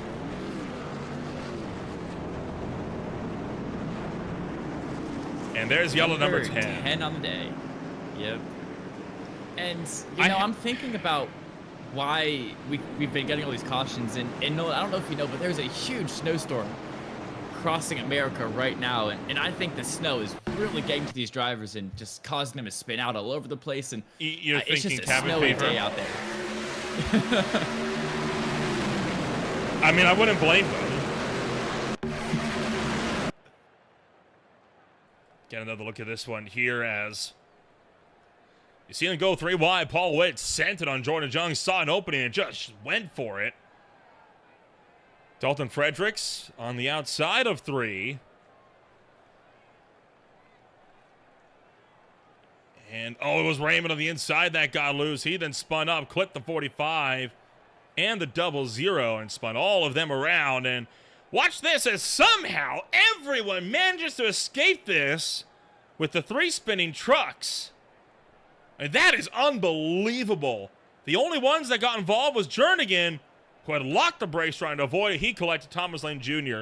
How no one else got involved in that is beyond me. That should have been the biggest wreck of the night. Yeah, it's definitely impressive, but what would impress me more is if the accident didn't happen at all. As unfortunately, Raymond just carried a little bit too much speed on the exit 2 for his own good there. As you can see, he's looking for the move. I mean, he's looking for the bottom of 4 there, it looks like, Nolan, because he's got a great run on the guys ahead, but it's just too aggressive. Ryan Wayne having a close look down the inside. Right on board here with Ryan Wayne's number 39 entry. And this is what he saw on approach to the incident. Okay, so here we go on board now. Just ahead is, of course, going to be the incident. It's a big smoke screen, but he does a great job getting low, locking up the brakes, and hello. Avoiding it. Whoa! Where did he come from? That would be Thomas Lane Jr. getting cleaned out by Joshua Jernigan when he locked up the brakes. Wow, that was kind of funny. I can't lie. Just completely out of nowhere, the 38. Keep in mind, we are on lap 83. Right now, it would take 25 minutes to get to the end of this race. And Luke, that means that if we get one more caution, this race will be guaranteed to run past sunset. They have, if they want to get this race in before or at sunset, they have to go green the rest of the way. There's no choice now. Yeah, and with the way this race has been looking, I'm going to put it very plainly, very simply, that's not going to happen. I agree. So we are 100% going to run into the problem of racing in the nighttime with no lights. I hate that we're being negative Nancy's here about that, but I mean, it's one of those things. I mean, it's kind of an unavoidable discussion at this point in time. I mean, this is around the time where we'd be seeing stadium lights starting to kick on. It's the same conversation we were having last night in ZTRL where I made the joke of, are you asking optimistic Lucas or realist Lucas? I can't believe that. Realist Lucas. I can't even believe that you managed to make that call down to the individual straightaway. Yeah, that was crazy. that was impressive. By commentator prediction standards and how poorly that goes for us often, that was impressive. Yeah, as I said, they're not making it to turn 3, and then on the run down to turn 3, the caution comes out as the green flag comes out here on lap 83 as Gudger now takes the point with 2 of his Ford Racing teammates behind him, Bailey and Jerry. Still got a long way to go in this one, working lap 84 of 130. Gudger leads the way, just under 50 laps to go to the back straightaway. Gudger holds on with the lead. Jared Dudon number 2. Anna Sogak 3rd, Zane Bailey 4th, Austin Mitchell in 5th. Carter Casey and others run 6th and 7th, right behind, into the outside wall. Went, I believe, that was the 81. And Justin Sogak has had a really good race here tonight. Leading the championship only off the super speedway. I was very skeptical that 78 car really had a lot of pace, and he could have very well just gotten lucky with winning a race at Daytona, but running inside the top 3 almost the entire race, he is proving that he won Daytona because he's quick and he can lead this championship and put on a real fight to the 2 Titans, Bailey and Gudger in this league. Oh yeah, never count out Justin Sogak. When he was here for the Truck Series last year in 2025, he was a driver that was consistently up towards the front. I mean, the driver out of Kenai, Alaska is never one to underestimate when it comes to truck racing here in SRA. And I'm willing to bet that's not the last win that's been getting this season either. He's now looking to the inside of Jared Duda. Few trucks into the wall that time by all before. And look at this Hornet's Nest back in the field as well. Yeah, my eye caught the exact same thing, Nolan. That B-Pack that's kind of fallen off about 1.5 seconds, 2 seconds behind this main group. Completely up in arms, clustered about as well. We come back to our main pack, and it looks like a super speedway. Like, I don't know how else to say it. They are 2x2, like we're at Talladega. Still trying to power on through as Jared Duda and Justin Sogak remain 2 wide. Michael Gudger doing a good job on controlling the pace up front. And the big question stands, will they go the distance here to get this race in before visibility becomes an impossibility?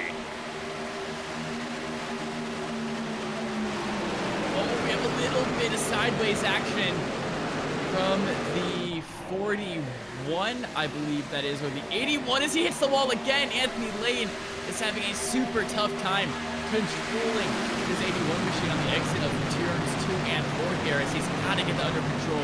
It was going to cause a massive checkup behind, and that's going to cause some massive problems here as Gudger still holding on to this lead by just about 0.2 of a second. That B-Pack starting to filter out, and they're actually able to use some of that draft to start closing back in on the front runners here, which right now are bunched up from 22nd onward in the field. A couple of trucks keep rebounding off that turn 4 wall. Everyone's gunning it as hard as they possibly can. I don't think we really have a game plan here if the sun fully sets over this race other than just keep running. Yeah, I mean, at the end of the day, it's NASCAR. And NASCAR drivers, they know exactly two things. Go fast and go left. So at the end of the day, they're probably just going to go back to their fundamental roots and say, okay, well, too bad we can't see anything. Let's just go fast and go left. As much as the truck will let you, at least. 40 laps to go this time by. And it looks like we have been seeing a little bit more order, at least, on this restart. You know, for all the attrition we've had so far, we only have 3 DNFs, being Jim Duda, Dan Witt, and Dale Rapp. We still have 40 trucks on the lead lap, and 37 of those are on the lead lap. Yeah, and I think that all comes down to the fact that these guys do have a fast repair in this league, which I think the admins might want to consider taking away. Because at least from personal experience, fast repairs cause a much more aggressive driving style. Because even if you get crashed out and you spin yourself doing something dumb, you have a second opportunity to get yourself back into the race, and it really makes you drive just a bit stupider, is how I can put it nicely. And of course, the arguments for having it is, if you're taken out, then you have it there. But if it's going to cause this, you might have to consider removing it. So I actually beg to differ with you on that one. In my experience, hold on, give it that moment, look out, the 48 up into the air. No caution, we're going to keep it green. And Joshua Highball saves the truck after getting up on 2 wheels. What? That was insane. I haven't seen a save like that in my entire life. I mean, the fact he was completely perpendicular with the track and on 2 wheels, and his car is pointing straight now, completely driving fine, is beyond me. As we're going to get a replay at this one more time to see what happened. Watch this as the truck strikes the wall, lifts up, 2 wheels into the air, slams back down to the left-hand side, pulls it together, doesn't skip a beat, and he keeps on moving. I mean, that is insane. And they pulled the trigger on the yellow. For a separate incident, Alex Romero has spun. And that does it, Lucas. It is now official. We are racing past sunset. Okay, yeah, we'll definitely make sure to keep you guys updated on those times and keep you guys updated on when sunset actually occurs, so we can take a look at when it gets super dark. But now let's take a look at the secondary incident that happens between Alex Romero and the 00 car. Does he just slide up into him? Yep. He does. Caught the 3, and that's going to spin him around. Punted up a big lick into the wall. Into a conk one. And it looks like actually the 00 of Dalton Fredericks caught somebody else underneath him as he spun down the racetrack. I think he got T-boned. Yeah, we'll take another look at it. Here's the 00 of Dalton Fredericks. Just washes up slightly. Combine that with a little bit of net code. Yep. Oh, big contact with Thomas Lane Jr. and the 37 as well. So yeah, why Youngblood? Fredericks collecting a couple more cars. Youngblood, yes, that's what his name is. Kind of going back to it, though, I kind of disagree that that fast repairs fix up, that it corrects poor driving standards. And the reason why I have to disagree with you on that is because in my experience, there is no difference on who is going to be racing aggressively. They're still going to be just as aggressive as ever. What removing the fast repair does do is it thins the herd quicker. Yes, I see. So you're saying that it could make for less cautions, but kind of for a different reason that I was saying. Not because it makes the drivers inherently race more conservatively, but it does take out more cars from the race at a quicker pace. And not only, Nolan, are you taking out those quicker cars, or taking out cars at a quicker pace, but you're taking out those more aggressive cars and the ones that are more accident prone. Is going to be the other, to help improve that point as well. And I know a lot of leagues tend to be very hesitant to remove fast repairs, right? It's something that is synonymous with iRacing, especially in C-Class racing and below. But, I mean, it's always worth remembering, right? I mean, drivers like to compare themselves to sometimes real-world drive performances, and, well, the real guys don't have them. Yeah, and that's what I love about ZTRL, those Friday Night Series. And if you guys haven't been watching the Friday Night Series, I highly recommend you do so. We are in an intense playoff battle with the round of 12 starting next week at Daytona International Speedway. And I like that they don't have the fast repairs in that league like many other Cup leagues might have, or many other NASCAR leagues in general would have, because it adds that sense of realism.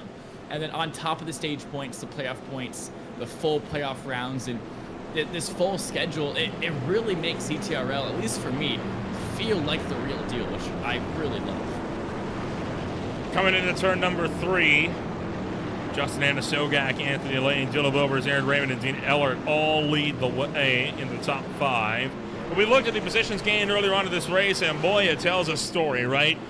4th, 3rd, 2nd, and 1st most spots gained. We're talking 20 plus for all of them.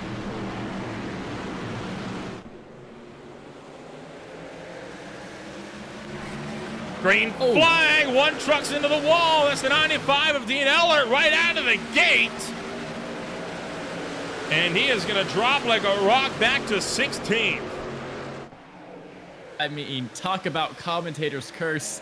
As soon as you pull up the stat for most positions gained this race, and it was Dean Ellert with 33 positions made up, he loses a big chunk of that, falling all the way down, completely out of the top 20 into 26th position now. Oh, look out behind as Dudley spins into the wall, and caution's out again.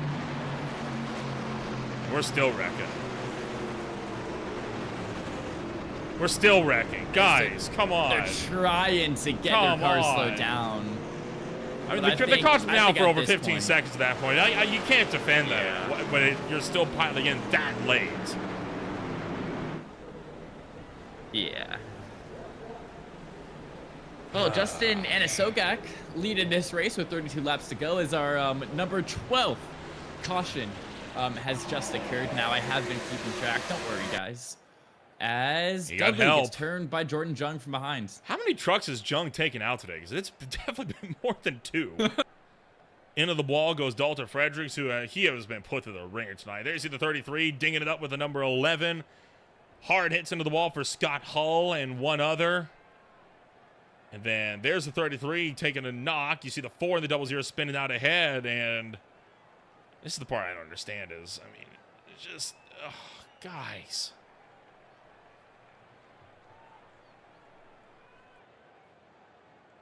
Oh, Cody Witt almost drives up the track into somebody else. What are we doing here? Oh, no. It would not be the first truck that we've seen clean somebody out by trying to just pull up the race. Actually, I don't know if the 45 actually got him from that angle. It looked like the 88 had the air taken off the rear end. Maybe. I mean, we'll definitely have to take another look at it. But the way that Dudley's car moved, at least to me, definitely looks like he had some help as, whoa. Well, let's ride on board with the back end of Jordan Jung's number 45.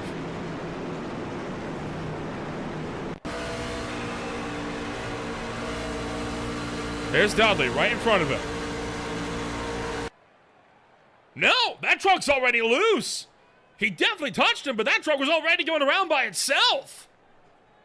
Yeah, good shout there. Good spot, Nolan. I completely missed that. Yeah, that was not Jung's fault. Dudley was already losing in the next before there.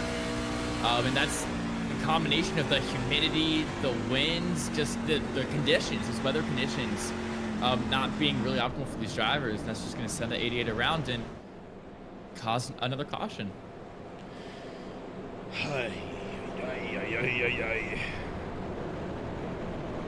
Lucas, I'm kind of we're at the point that we ran into with the Pocono race last night, right? Where it's like, I mean, what much more is there that we can say? Yeah, I mean, luckily I have many different rants I could go on. It's just that I don't want to start a dumb rant and have it be completely irrelevant to anything that's happening on track, because A lot of the stuff I would talk about would be, I'm going to be honest, be completely irrelevant to what's happening tonight. But here we go. The lights in that pace car are out now. We got Aaron Raymond alongside Jared Duda, with Michael Gudger, Zane Bailey behind in 4th and 5th place. And I can't quite tell who that yellow Craftsman car is starting in 3rd. It does seem to be the 21 of Dylan Wilbers, if I'm not mistaken. You are correct. That is Dylan Wilbers. Right behind him, Jared Duda up on the outside of the racetrack as well. 28 laps to go. Still have a long way to go in racing action tonight, and a lot that can happen.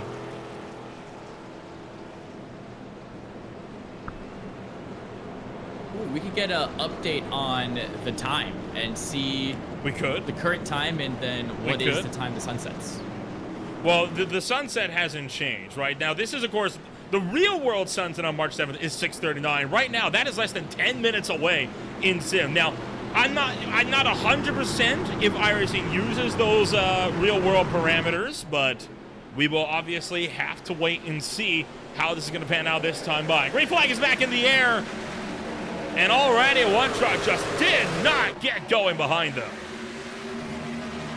As you see, there's a big gap there in the outside line from that truck, and it will not being able to get his car up to speed, as Gudger looking around the outside of Dylan Wilbers already with Zane Bailey.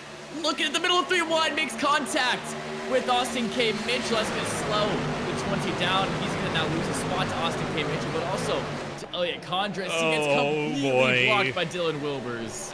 Getting a little bit dicey in the background here. They're able to hold it together. Lap 27, 27 laps to go. Lap 104 is what we're working now. Look at the send from Austin Mitchell. Apron almost to wall and nearly fencing Jared Duda. Wow, insane stuff happening already as Jared Duda looking for the inside of Aaron Raymond into turn 3 for the lead. Gudger as well looking to be interested in this battle. We know he has a lot of pace around this track. I believe he's won it in the past before and has multiple seconds around here. And he's going to now look for the inside of Aaron Raymond and Jared Duda, as Duda does manage to clear Raymond for the lead. But now he's got to worry about his teammate, Michael Gudger. Boy, this is getting dicey, and call me crazy. I don't think we're done wrecking yet. Before the end of the night, Jared Duda continues to hold on. Look at Austin Mitchell, though, with all that head of steam shot around the outside of Elliot Kendrick like he was standing still, and now looking to threaten for a podium again. Yeah, and one name we talked about earlier, Justin Anisogak, was easily fighting for these podium positions earlier this race. He dropped down to 10th. I'm assuming that's on pit strategy and that 78 car has fresher tires, and that we will see him back up in his top 5 very shortly, if my assumptions are all correct, as Carter Casey looking for the bottom of 3. Oh, 3 wide, 2 rows deep here. Carter Casey on the bottom, Mitchell in the middle, Gudger up top. They're going to get 2 wide further behind, but still 3 abreast in the battle for the second place spot. Coming around into turn numbers 1 and 2. Still 3 for about half a lap now. Cannot get separated from each other. Gudger's going to win the fight up top. Yeah, Austin K. Mitchell has to file in behind Gudger. That puts Carter Casey now under attack from Zane Bailey from behind, as Casey kind of abandoned on this inside line, though, and not where you want to be, especially if you're alone, because he's just going to keep getting past one by one. You can see Bailey drive around him, and then Condor's going to look to drive around him. And that 96 machine of Carter Casey is going to have a tough time trying to find his way back up to the high line. Multiple trucks continue to slice and dice, going 2 wide, deeper in the pack as you look back to Paul Witt trying to fight it out with Ryan Wayne and more. Elliot Cantor, meanwhile, up on the high side of Carter Casey. Casey now, he doesn't have a lot of help down on the inside line. You can see how much he is struggling. Meanwhile, Austin Mitchell once again looking to attack Jared Duda for the race lead. Here we go, that 07 car looking for the inside of Duda, but because of that, Gudger and Bailey are actually able to get past him themselves. So that's one of the things you always have to be careful about at these big intermediate tracks is that risk and reward factor. If you go for a move down the inside line, it slows you down and puts you in a vulnerable position to the guys behind, which is what happened to Austin K. Mitchell. And we're back to Ford Racing 1-2-3 due to Gudger Bailey. It'll be 20 laps to go, this time by at the line. As there is still plenty that could go wrong for this field between now and then.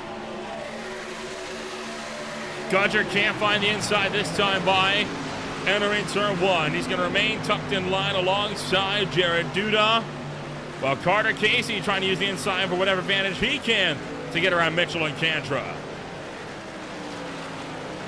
And kind of like I said earlier, I mean, Casey's pretty quick on that inside line, but he's just not finding the gap he needs to in that high line to actually complete this overtake, says Austin K. Mitchell clips a little bit of that outside wall. Makes it 2. There is, whoa, K. Mitchell with a big block down the inside of the quad oval. Really hopes Casey's speed there, as that's going to allow Contra to get past and also allows Mateo Mitchell to maybe get involved as well. Further in the pack, several trucks looking for 3. They're going to keep it 2x2 for now. Aaron Raymond bounces off the wall. Ryan Wayne continuing to hold that outside. Got the 49 of Bobby Blowers down to the inside. Jim Colmansberger, second truck in line down low. Ryan Wayne getting boxed in with Charlie Birch and Blowers. As we're still 3, kind of 4 wide here, Jim Colmansberger is going to back out of that one very smartly. As we go back to 2x2, it's a little bit of a slide there from that red and white car, which looks to be the 39 of Ryan Wayne. 81 sorry, of 81 Anthony Lane. Of Anthony Lane. Gotcha. Those red and white cars are giving me a lot of trouble out there today. I cannot lie as well. It's a big bump between the 80 and that black and green cars. The aggression is really starting to kick off with 17 again. Oh, Anthony Lane into the back of Charlie Burge and nearly spins out to number 80. I mean, these guys have just been all gas, no brakes right from the get-go of this one. Gudger up to the high side, trying to build up a run on Jared Duda for the race lead. It's going to be very difficult to get around, though. Duda is a really quick driver, and at a track like Atlanta, where it's really not easy to pass, that inside line isn't the best tool. And if Gudger goes for the inside line, he's at risk of being attacked from Zane Bailey behind. I really don't see Michael Gudger having a great answer for Jared Duda's pace here tonight, unless Duda makes a mistake on the last lap, like we saw Gudger do the exact same thing. He made a mistake on the last corner of the last lap in the Gen 4 car, giving Cody, I actually forget his name, but Cody Gibson, the win around here, of course, in the Gen 4 series, probably 5 months ago at this point. 15 to go. Up front, Jared Duda, Michael Gudger, and Zane Bailey. Running 1, 2, and 3. Caution is out, and Campbell is backwards entering turn number 3. You know, with the way that was going, I was getting pretty hopeful that we might see some green flag running to the checkered flag, but a little too hopeful, as that 71 machine has some very broken rear suspension there.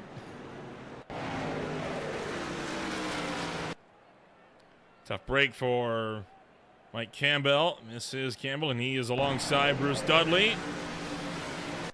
And they went too wide, and it looks like Campbell squeezed Dudley up and spun himself across the nose. Much like the incident earlier on in this race that saw one truck go flipping into turn number 3. Yeah, we're very lucky that didn't happen again. Just, I think the nature and the unluckiness of that incident that did see the car go over is kind of a one-off thing at these trucks here. We get another look at what brought out our now 13. Oh yeah, Dudley's fully in the wall. You can't do anything more to avoid that. Yeah, it's just another case, clear, not clear there for the 71 of Mike Campbell. Here come the leaders down pit road. This will be for their final stops here of the night. So a critical set of stops coming up here. Yeah, I think that we're definitely going to see some tire strategy kick in off of this. Maybe 2 tires, maybe no tires. You see Duda taking at least 2 as the right side of his car raises. And no, he's going to be taking 4 tires as well. So it looks like a lot of these drivers opting for 4 tires, but Casey gets out ahead of everybody else, and Gudger actually gets out ahead of Duda as well. So definitely a big variance of the strategy there. Green flag coming out this next time by with yet more action still yet to be had. We'll take ourselves a step back when we return. More racing action on Green Flag TV. Stay with us.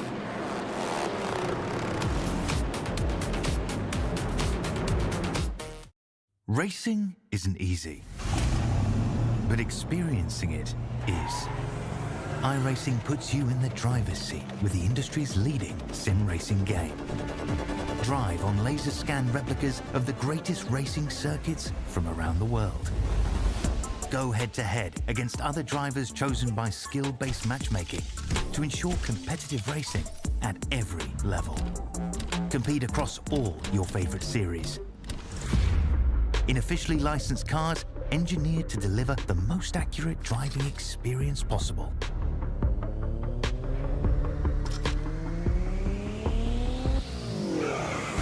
Join a race or host your own with players from across the globe. Race against the computer or in a league with friends. Feel the thrill behind the wheel. Visit iRacing.com.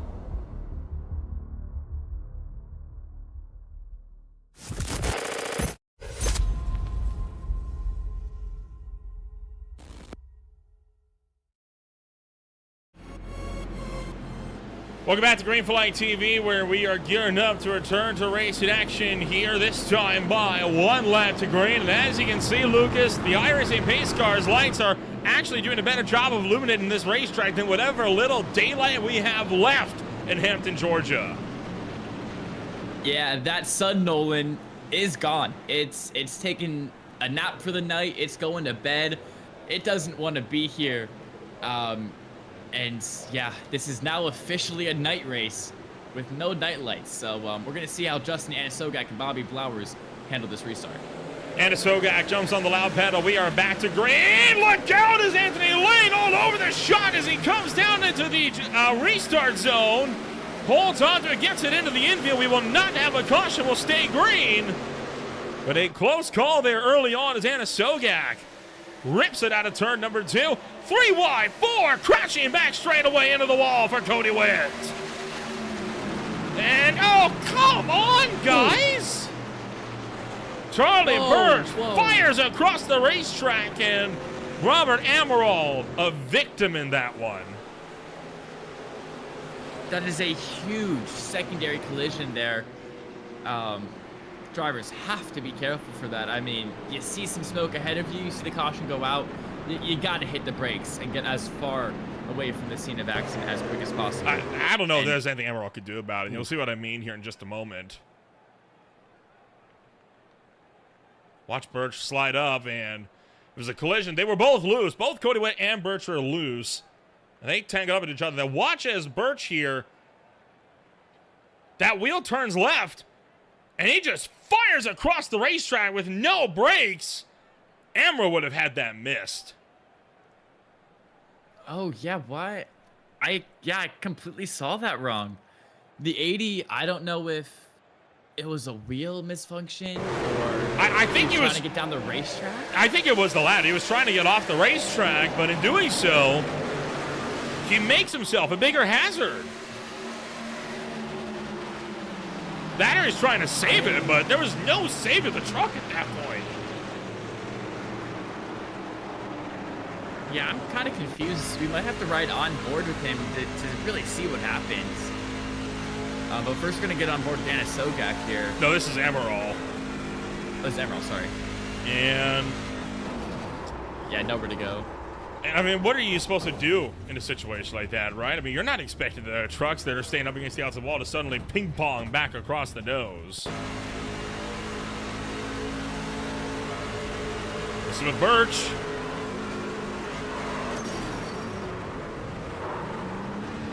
Yeah, he's trying to save the truck, and I mean, there was no recovering that. I mean, that truck was already wrecked. Yeah, because you saw he had that wheel all the way to the right side and very quickly shifted it to the left. Oh, and big news here, by the way. A very, very short caution here. They've actually shortened this yellow flag significantly to try and get these guys back to green while there's still some kind of daylight out here. Yeah, that's a very smart decision from the admins, and I think that is definitely the necessary things that have to be put in place here, because you can see the moon is out now at this point. Must be a full moon at that. Green flag is back in the air. Justin Anasogak jumps on the loud pedal. Bobby Blowers headed down to the turn number 1. Carter Casey in tow, right behind him. Jared Duda up top. Cameron down low. Mitchell still in the mix here as well. 8 laps the distance as we fight our way down the back straightaway towards turn 3. Yeah, over 3x3 here. It's so sketchy as Condra, Bailey, they're looking for the inside. Casey's going to check up, though, and that's going to cause a whole host of issues behind. No, not going to work. Not going to work. Not there it is. Jared Duda around, slides into the wall. Caution. Saw that coming a mile off. Yeah, that caution literally was in the making for about a mile, and it was never going to recover from where it was. And on lap 123, we get our 15th caution, Nolan. I'm gonna run the numbers. I'm gonna run the numbers really quickly. That is 8.2 laps per caution. Boy.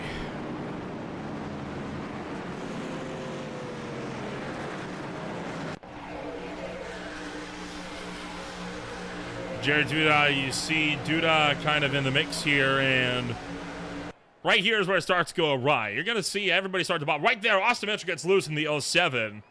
And that one tiny mistake of getting loose is what triggered all of this.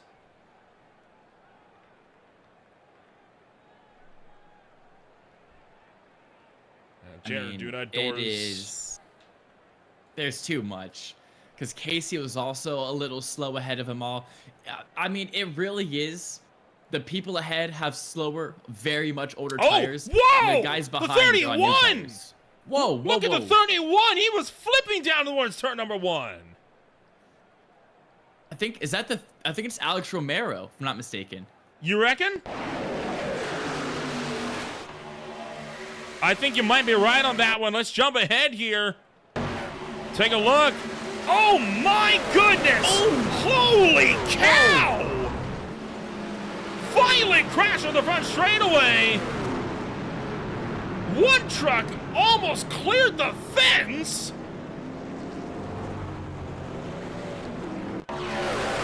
Did you see the 34 my God. Beyblading around? Yeah.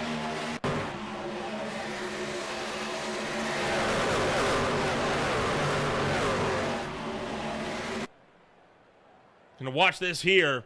Slam into the wall. Bobby Blowers, not Blowers, but the 34 flies into the air. And then the 3 truck gets flipped up. Upside down. He goes tumbling down the front straightaway. Careens up, back end, dings off the catch fence, and comes to rest on all 4s. The airtime that 34 got is very scary, and also the fact that he just blinked back into existence because of the iRacing servers, it makes the crash just that more spectacular. As here we go, another shortened pace car. Still, Justin Anasogak going to be taking it from point. Your current championship leader looking to really mount this championship early on. Justin Anasogak leads the way as the field will make their way down to the turn numbers 3 and 4 to the front straightaway. Green flag is back in the air, and we are back to it. All right, come on, guys. 5 laps. You can do it. You can do it. Let's get 5 good green laps here. So we can finish this race off with a bang.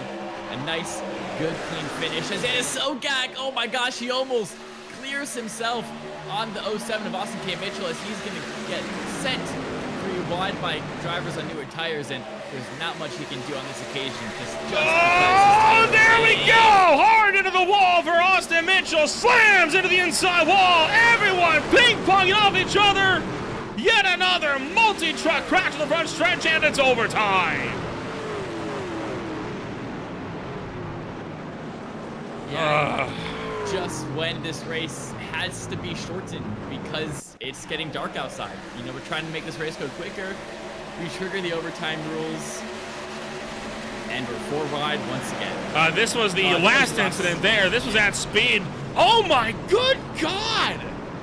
The 34. Even he went tumbling into the. I kind of wanted to get a look back. That was George Kirafides that went carbon. I kind of want to get another look at that, see if we can dissect what happened, specifically to the 34, because he kind of flashed out for a long time in all of this. There's Romero up top, and it was the 041 that got caught up in that one, and when he blinks in, he is airborne. And then he is going to slam down and immediately be punched upside down, and he nearly went for a Ryan Priest-style tumble in the infield. And there it is once again, Alexander Romero toppling, I should say, not really spinning, toppling his way down the quad oval into turn 1. But now we can get another look at the most recent incident that brought out our 16th caution, Nolan, as I've been keeping track for us, don't worry. Take a look at how this one will kick off. It's already happening up the road.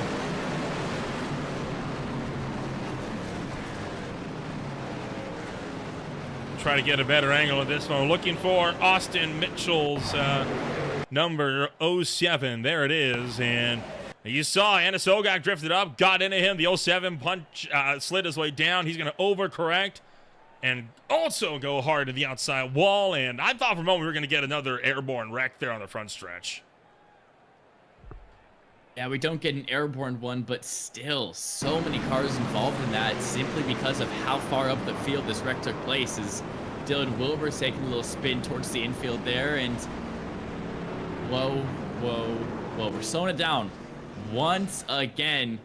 And as you said earlier, Nolan, it's going to kick off overtime, the first of 4 attempts. This lap we're on right now would have been the last one, but we are going to get 2 more. As a result,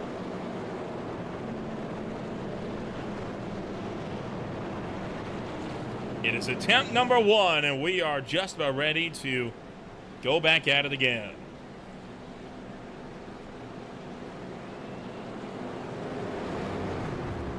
Yeah, and with just Anna Sogak getting taken out in that last crash, that really opens the championship up now, and Elliot Condra now going to be leading this race for the first time. I'm trying to see who is the most notable championship contender that's still remaining in this top 5. And if I'm gonna be honest with you, Nolan, I really can't see one. Bobby Blowers, 9th in the standings and currently 4th in the race.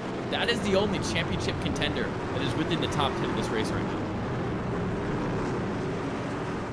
Elliot Condra going to get his run going here.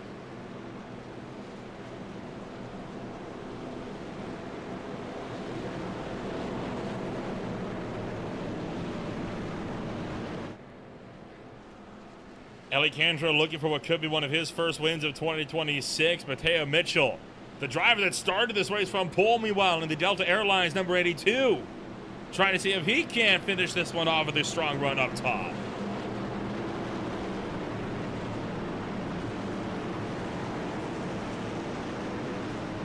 Yeah, now the lights in that pace car are off, which means we're going to get going with this green-white checker, this first overtime attempt. And for those at home that don't know how this works, we're going to get the green flag the next time they cross the line. The next time after that will be the white flag, and then the checkered after that. Once the white flag drops, the next flag ends the race, and here we go. Our first overtime attempt starts now. Green flag back in the air as Elliot Condra tries to see if he can hang on for just 2 more laps up around the inside line. Gudger tucked in line with him. They fight their way to the back straightaway. Do we make it to the white? Here we go. Condra enters turn 3. He's got Gudger hot on his trail behind Mateo Mitchell as well, looking to enter that 92 machine into this podium position. Bruce Studley as well. He's been caught up in multiple instances this race. But here we go. Condra takes the white flag. This race is now official. It'll end this lap no matter what happens. Elliott Kandra trying to hold on. Does Gudger have an answer for him? Can Mitchell potentially run it down? They're too wide down the back straightaway, and I don't think, Lucas, they're going to get there. Elliott Kandra started this race from 8th. He makes his way into the final corners, this time by spinning behind Bruce Dudley hard into the outside wall, and it's going to be Kandra winning at Atlanta. And a violent crash across the line. Whoa! One truck just took flight again. Nearly cleaned out the catch fence camera there. Barney, look out, man. Good God. People are flying straight towards Barney the flagman as he almost got his arm completely chopped off. As you see the 95 with damage. Alexander Romero with damage for the infield. But none of that matters because Condra takes home the victory here at Atlanta. We'll get a look at all of that coming back to the checkered flag in just a little while here, but man, what a brutal way to end off what was a bloodbath tonight. Make it a total of 4 trucks upside down throughout the course of the night, and Elliott Kandra burns it down to the front stretch. 4 trucks upside down, 16 cautions once everything is said and done. And yeah, the burnouts from Elliott Kandra is going to be a sweet, sweet smell of victory and a sweet, sweet smell to the end of this absolute grudge fest. Started off realistically with Bruce Dudley deeper in the field here. He got turned by Jordan Jung into the outside wall. And that kicked off all of this calamity coming down to the front straightaway. You saw the 88 up into the air, and it was Robert Amaral who went for one of the most violent flips I think we have ever seen in the history of this channel. And to add on top of that, the 95 coming in completely out of nowhere, smacking him to the left, the driver's side door makes the crash even scarier.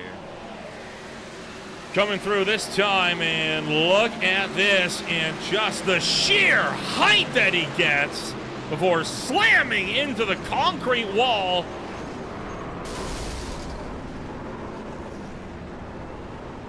Just when you think it's over, there's more. And that is one of those moments where you just thank God that it's iRacing, because if that happened in real life, Amaral is not making it out of it. I'm going to be completely honest. Launches off the side of Lyman Van Leer. Lands directly on the roll cage. And then this was the violent impact here, because that is driver's side window net first, right into the safer barrier. Catapulted him back up and over. You see Charlie Birch behind came flying to the head of steam. He careens into Van Leer, and then one more violent hit to finish the job. Yeah, the fact he got 3 impacts is so scary. That incident right there is a pretty big indicator of how this race as a whole went down. Let's take a rundown of your official post-race results here this afternoon. I'm sure this is a race a lot of drivers are going to want to forget after tonight. Coming home, it's Kandra taking home number 1 this afternoon. He is going to be alongside Michael Gudger. Mateo Mitchell finishing it off in 3rd. From there, it's Jung, May, Bailey, Swaffer, Blowers, Campbell, and Youngblood for the top 10. Finishing this race in 11th, it's going to be Michael Allen, followed by Ryan Wayne, Coleman-Sperger, Witz, Diaz-Gonzalez, Casey Amaral, Lear, Highbow, and Anna Sogak to wrap out your top 20. From there, 21st through 30th, Anthony Lane, Charlie Birch, Alex Romero, Joshua Jernigan, Aaron Raymond, Bruce Dudley, the first car to finish 1 lap down with Dean Eller, Joshua Burke, Scott Hyman, and Dylan Wilbers for the top 30.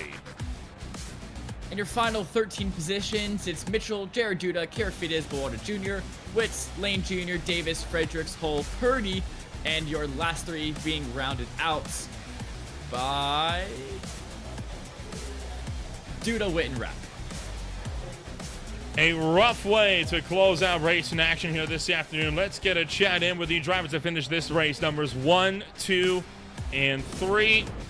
And we'll look to start things off first and foremost with the driver that comes home number 1. It's Elliott Kandra with his first win of 2026 here this afternoon. Elliott, that race was brutal, to put it mildly, and shockingly, you walk out of that almost completely clean, but winning the race when there's no lights, that's something not a lot of drivers can boast to. Yeah, near the end of that was crazy. Coming out of turn 2 on the last lap, I could barely see the outside wall. That was kind of terrifying, to be honest. Kind of walk us through the whole of this race, because boy, that was just a slugfest from start to finish, and I'm sure that even by lap 30, any strategy you had was just out the window. We kind of had a strategy. Our team, we tried to stay out and kind of hit at similar times that we would have if it had gone green the entire way. We were going to try to make it on only 3 stops, and then we had an extra set with about 15 to go, so we came down and took it, and then just got kind of lucky with cautions there and surviving them all. Looking forward in this one, obviously your first win in SRA, not one you're going to be forgetting anytime soon. Do you plan on this being the first of many here in this season? Hopefully the first of many. In an ideal world, we'd win out, but that definitely won't happen. But hopefully we could get a few more this season and contend for a championship. Well, we'll wish you the best of luck when we go racing next week out at Las Vegas. Congratulations, Elliott, on taking home number 1, and we'll see you in Nevada. Yep, appreciate it. Elliott Kandra comes home number 1 this afternoon, and Lucas, you have caught up with Michael Gudger. It does not look like our third place finish is available at the moment. Yes, welcome Michael Gudger to the booth. Congratulations on the second place. You tried to hunt out Elliott Kandra at the end there for that victory, but it just looked like he had some maybe tire advantage or pace advantage. John, you talk us through those last couple laps. Yeah, that was a chaotic end of the race. I had nothing for him there at the end there. I just had a bunch of right front damage from that weird 4-wide incident coming together there earlier, and I had a bunch of right front damage, and honestly shocking that I even got second there, but it was a good run, good race. Had to go to the back there pretty early after getting involved in the incident, but yeah, good result, good second place. Glad I got second place there. Wish I could have won, but we'll take second place any day of the week. Yeah, and you talked about the incident, 16 cautions once everything is said and done. Talk us through how you're able to keep your mental focus with all of this start-stop nature. My mental focus was to not have any mental focus, as I had the 24 hours of Daytona on my side monitor here, little picture-in-picture, but yeah, lots of cautions. That's just how these races go sometimes. Unfortunately, they go that way a lot more often than they don't, unfortunately now, but it's not that big of a deal. All right, well, you were runner-up in the Blitz Series last time out, and you weren't able to make it to Daytona, so does the second place here make you feel like you got a shot at this championship? Not at all, with the lack of drop races, and I have to miss next week because of work anyways, but we'll go out there and we'll win some races, hopefully continue to set some good runs, and we'll come back, and next week that I'm here, and we'll absolutely, hopefully dominate and win another one. All right, yeah, well, good luck on the rest of the season, and thank you for taking the time to speak with us. Yeah, thank you. I apologize for the little bit of weird cutout sound that was happening during the interview, but I do believe that Nolan has caught up with Mateo Mitchell, our third place finisher. We sure have one of the rookies coming into the SRA IEL Truck Series this season. Overall, Mateo, it was a stellar drive for you here this afternoon. You started on pole, and I can't recall one moment where you weren't within the top 10 all race long. Kind of talking through the night here, because this race was a bit of a doozy. Yeah, it was for sure. I mean, race overall was pretty well. Again, starting on pole, that was pretty good to have. Did get caught up in a speeding penalty that I feel shouldn't have been given, but kind of sent me to the back, but I was just able to get right back through the field and kind of keep my position and just keep the car clean from there. It's quite the journey that you had here this afternoon. What do you think the goals are for the season here? Because obviously coming in as a rookie, most rookies tend to just want to run as many races as they can to figure out the field, but you've shown already you can run with the best of the best that this league has to offer. Yeah, of course. I mean, I feel my biggest goal for this season with the races that I am able to run is just to stay consistent. I feel with a lot of tracks that are coming up, I am able to stay up there, and I just got to hope that I'm able to be there at the end. Well, we'll look forward to seeing you back out here once again before too long. Las Vegas Motor Speedway up 1 week from today. What's the takeaway as we get set to enter Nevada?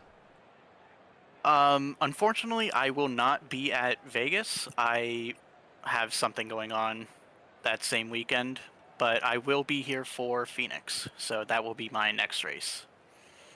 Well, we'll wish you the best of luck when we go back at it once again. Congratulations on taking home number 3 this afternoon, and we'll see you in Avondale.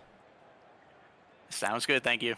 Mateo Mitchell comes home number 3 this afternoon, and Lucas, that is going to be it then for us here throughout the afternoon. What a ride that we had here this afternoon, and there is still plenty of action yet to be had towards the end of this one.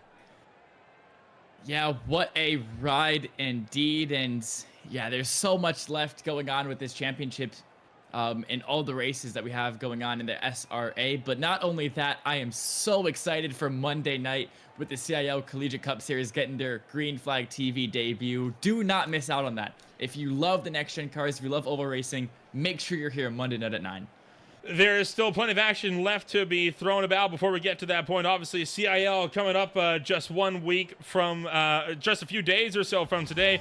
And, of course, coming on up, we have the Precision Automobile Club Esports. That is coming up over on Sunday afternoon. You can find that 3 o'clock p.m. tomorrow night from Circuit Ultraslaven, with more coming up throughout the week as well. If you want to find out more about who we are and what we can offer you, check us out today at www.greenflag.tv. As always, my name is Will Ramble alongside Lucas Moody. Thank you all so much for joining us, and we'll see you all when we go racing next week in Nevada.